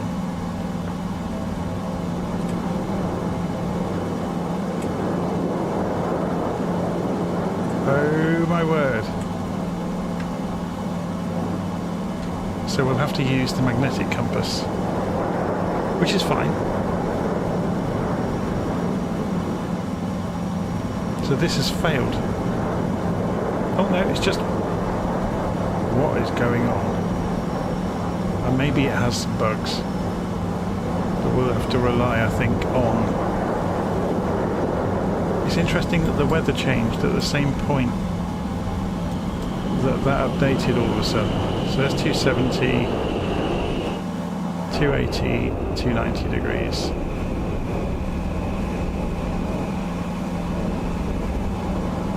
So we'll use what we've got to get us home.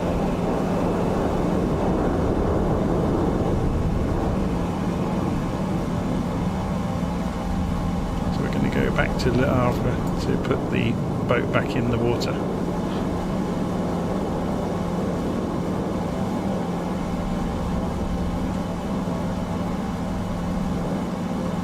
It might be fun just to let it get some altitude, mightn't it?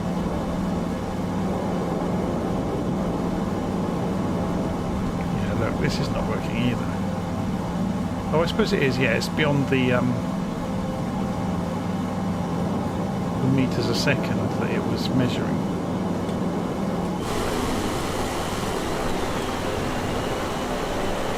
It does look spectacular though, doesn't it? The material modelling is brilliant.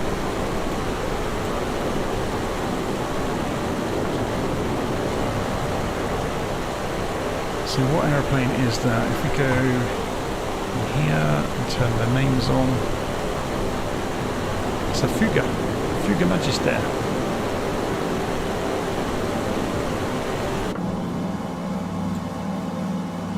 So we're flying home towards the sunset.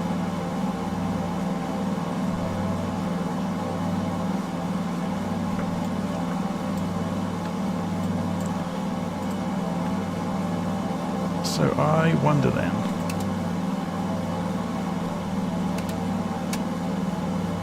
passenger cabin lights, why would the lights in the cockpit not work? I wonder if we have just found a bug.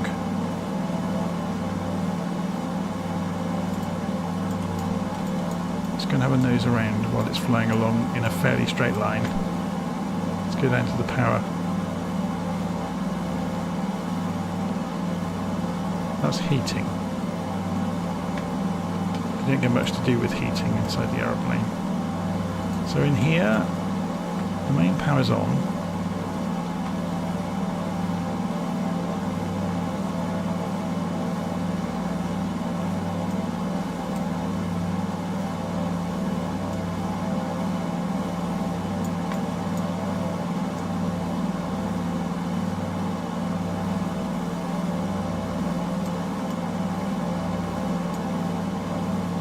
These all look absolutely fine.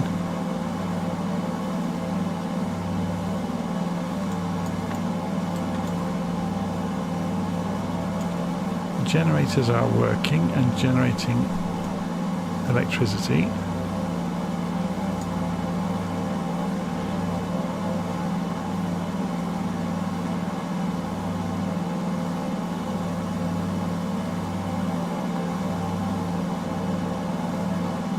I'm going to try something. Let's just very quickly, let's go and turn on the tooltips.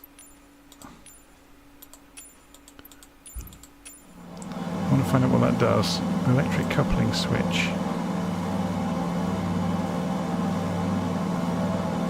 What did it do? So the amperage moved. Okay, so that's essentially a shut-off for the electricity. So we had no amps when it was to the right.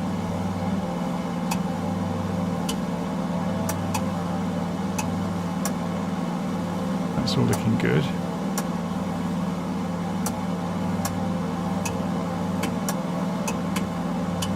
So the engines are generating as you would expect they should.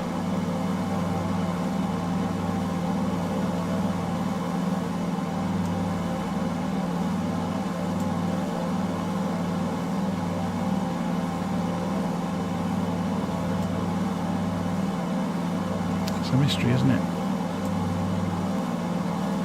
Fuel pump. Maybe we have just hit a bug.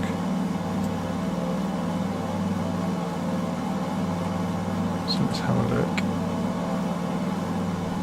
Roughly the right direction to get back to Le Havre.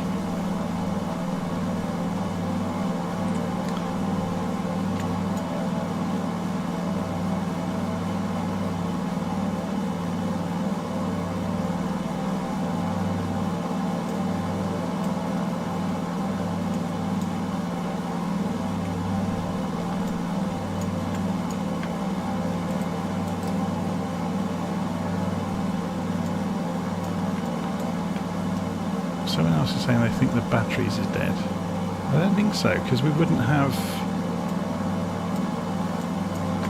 half of this stuff working.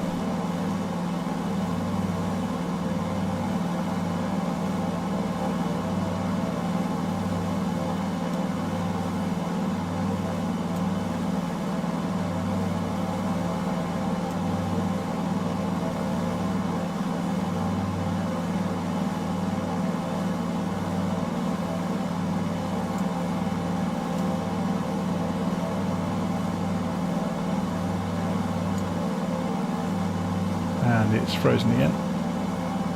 It's not having a good time, is it? This is a bit of a stress test for the aeroplane though, I have to say.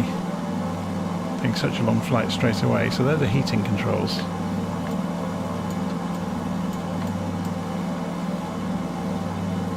Intercom. Engine cowl flaps.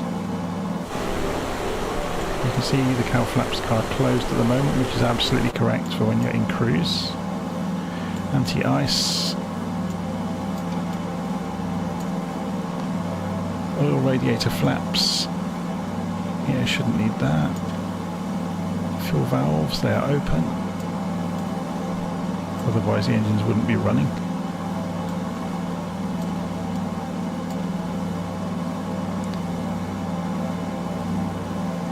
So these are fuses on the propeller pitch control, I imagine.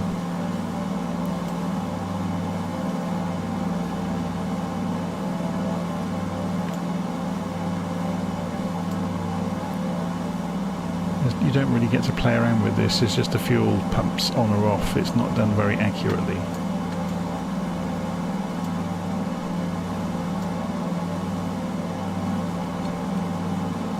And again, you've got the same switches over here as the other side.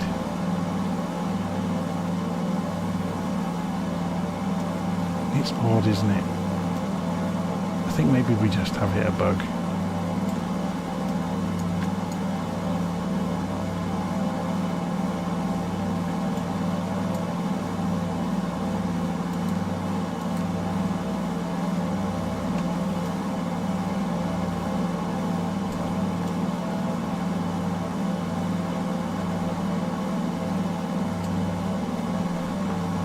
have rotated as well. Yeah, we have. Need to keep an eye on where we're going. The wind is slowly turning the aeroplane.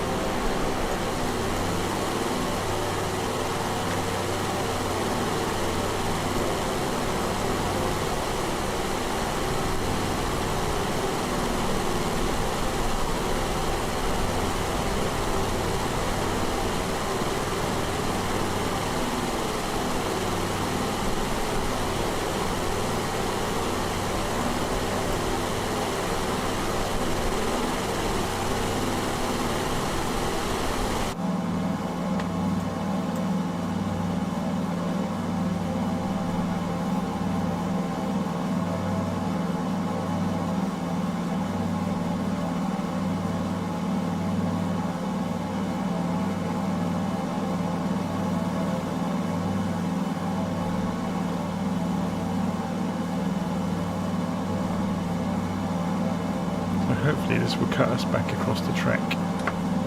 Yeah, we'll get back towards the track to Le Havre. So shall we slew this to get it back? Because rather than just spend hours doing this, let's go and take advantage of what the simulator can do for us and get us back somewhere near the coast. Here we go. So we're now off to the side, so there's the port of Le Havre, so we'll go and approach in and hopefully get down for sunset.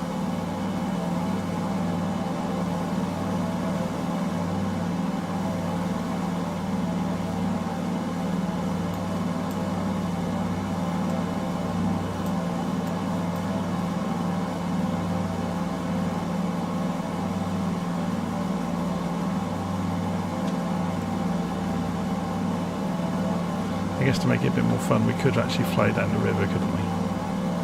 So let's come back off the throttle and descend.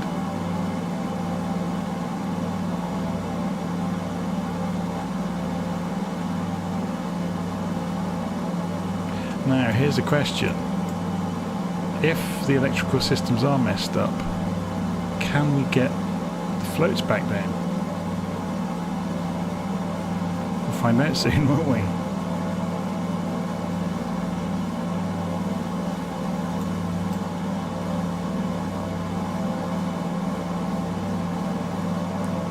Oh yeah, all of the generators are on except the APU.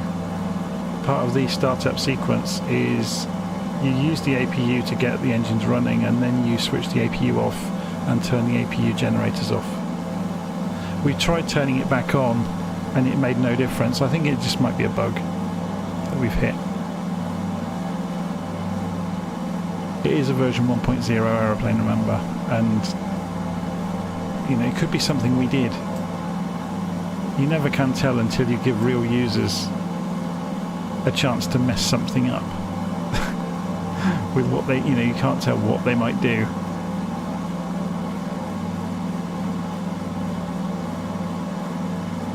We're just descending down towards the river here.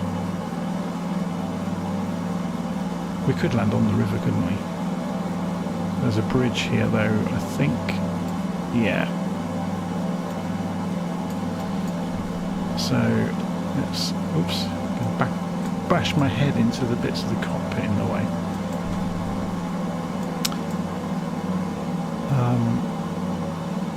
I'm not sure where the best place to land is here. This waterway looks a bit dodgy, especially given the steering controls all this canal. No, we'll land in the estuary. Which way's the wind? So wind is from the south, 13 knots, so we could come back. I'm just wondering if we can taxi in somehow or float in. We could try the boat out, couldn't we, once we land? So ideally we want to go out over the estuary, loop back in and come in right past Le Havre and come in here.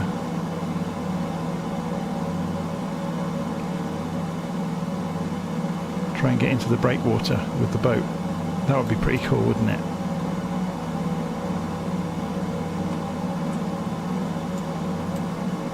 So breakwater's over there somewhere.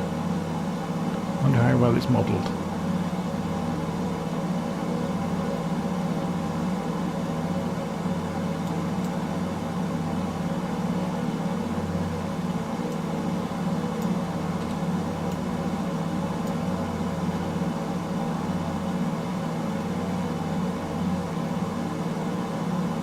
So Joseph, no, we've never got it working again.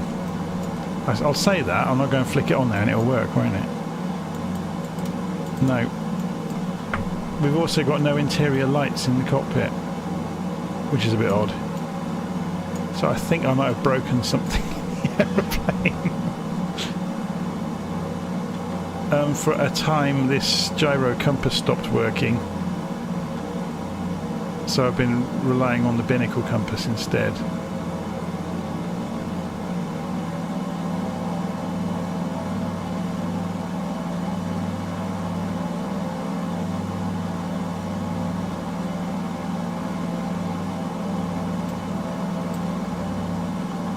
Yeah, because you can see I've turned the tooltips on. We went hunting around all the electrical panels to see if there was something obvious that we'd missed, and there was nothing. Nothing that stood out anyway.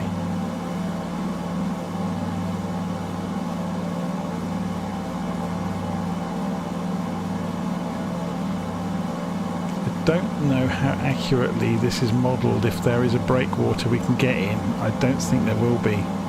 So I think we'll just end up putting the boat back in on the water along here somewhere.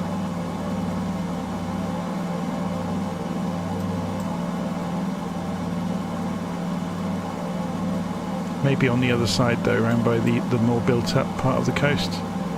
So at least there's something to see down there. If we fly around the edge of the breakwater, we'll find out, won't we?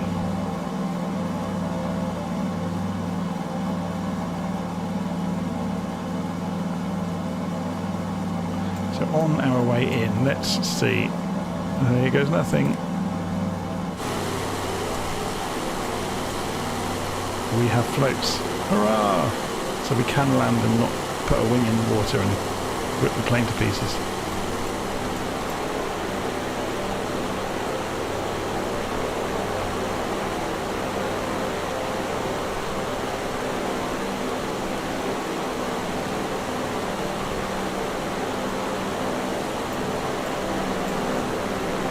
That's a big bridge, isn't it?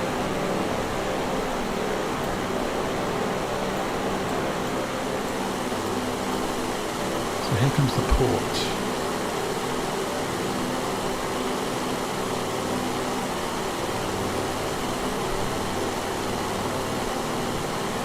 I guess we could land inside here if we get it right. It's a flat car.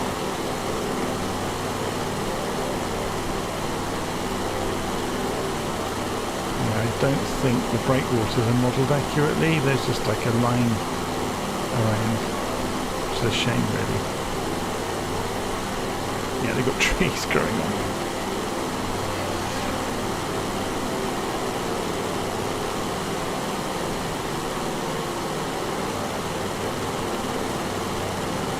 The sun is going down.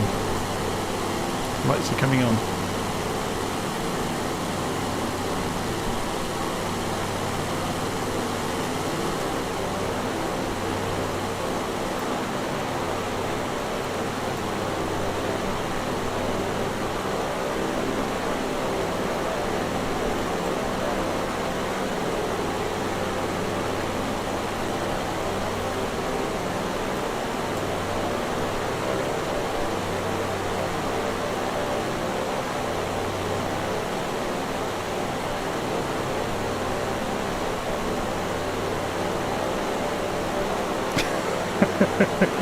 I've just seen the line about Alan Rickman in Galaxy Quest.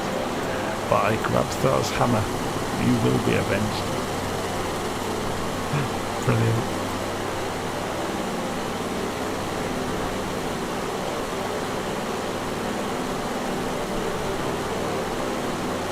Do you reckon we could land in there? Trouble is getting back out again.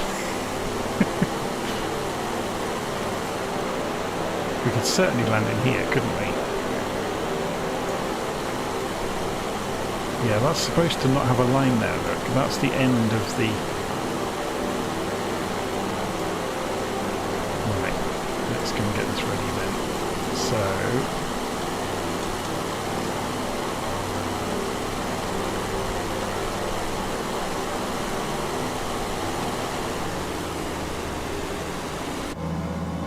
I appear to have no flaps movement. Unless they're just taking their time.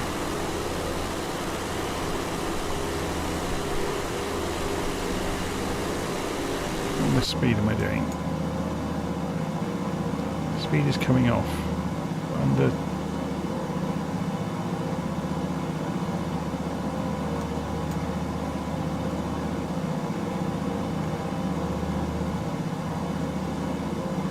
Okay, this is going to be fun then. Landing without flaps by the look of it. We have no flaps, so something's broken seriously in the aeroplane.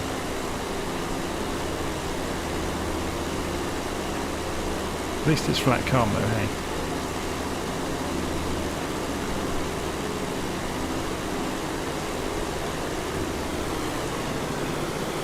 Well, that means we have no way of slowing down. Let's dump the nose, let it fall. We can just keep it just off the water to slow down. We can always...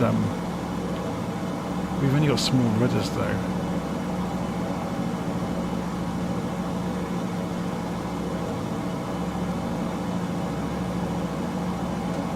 It's quite a long stretch of water down there though, isn't there?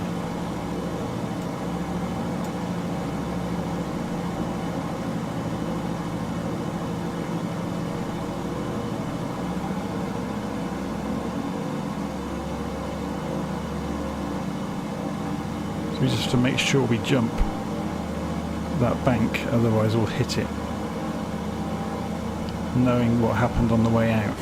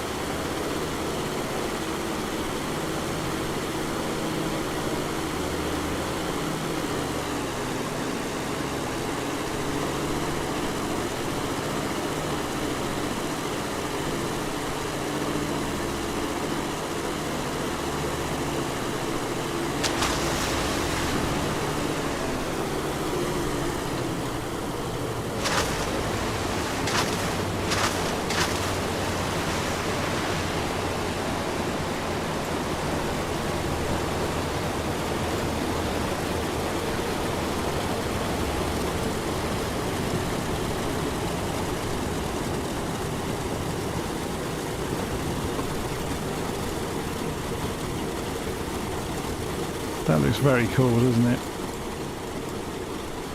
So, should we try it out and see if any of this stuff actually works that's on the clipboard? So, we'll put national flag. What's that going to do? Oh, here we go. We've got the flag on the front now.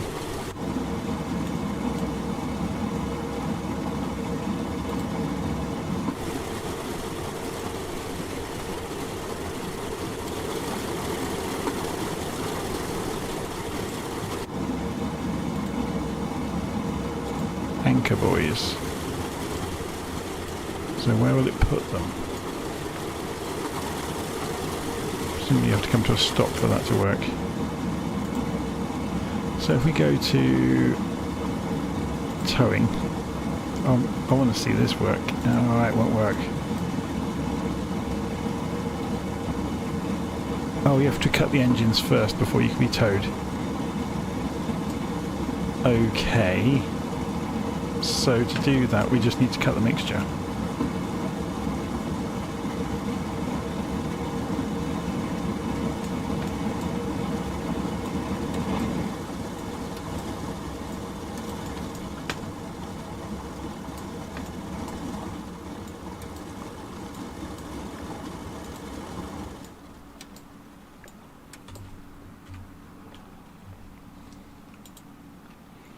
And there's our boat. So we can increase the speed. And we can... Oh, hello. Someone's just spawned right in front of us and is ruining our view of the boat.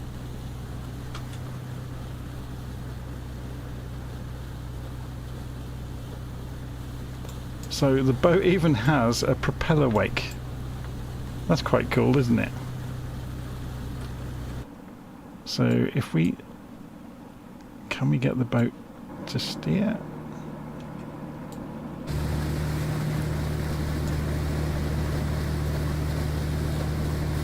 That's very cool.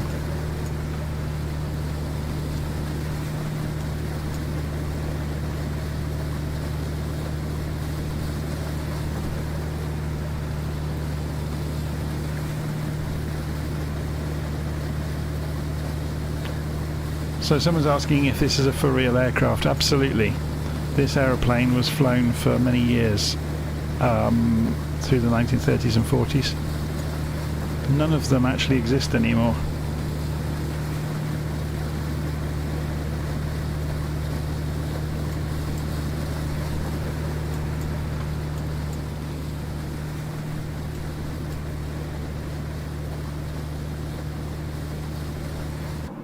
So what we'll do is remove the boat and come back in here, and we'll say unhide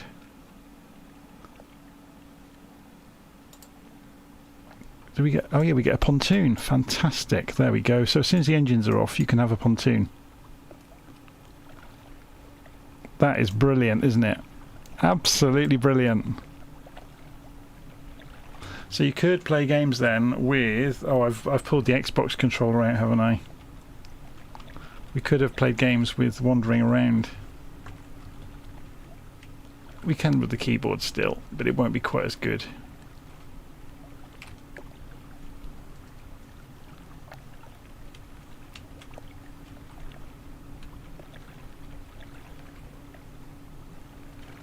Very, very cool, isn't it?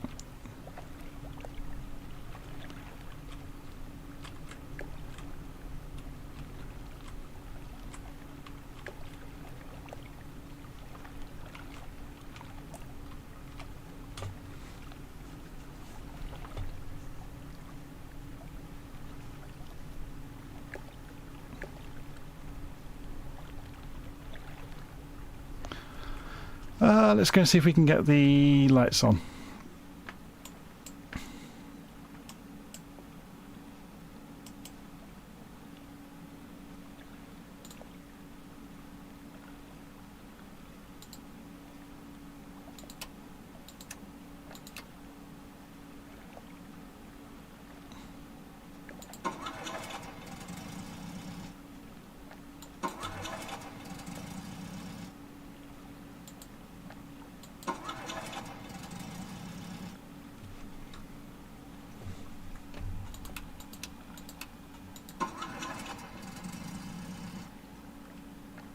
Yeah, something's broken because it won't start the APU either. We did it down here, didn't we, earlier? That was the shortcut button you just saw. So what you should be able to do... No, it's not staying on. I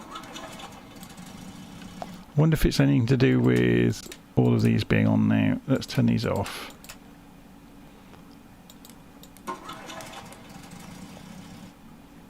Nope. Nothing. Oh well, we're not going to worry too much. Should we brighten this up so we can have a look at it in daylight before we say goodbye?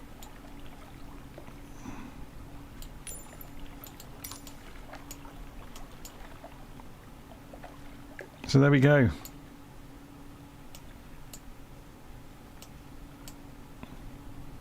So this is the Latécoère flying boat.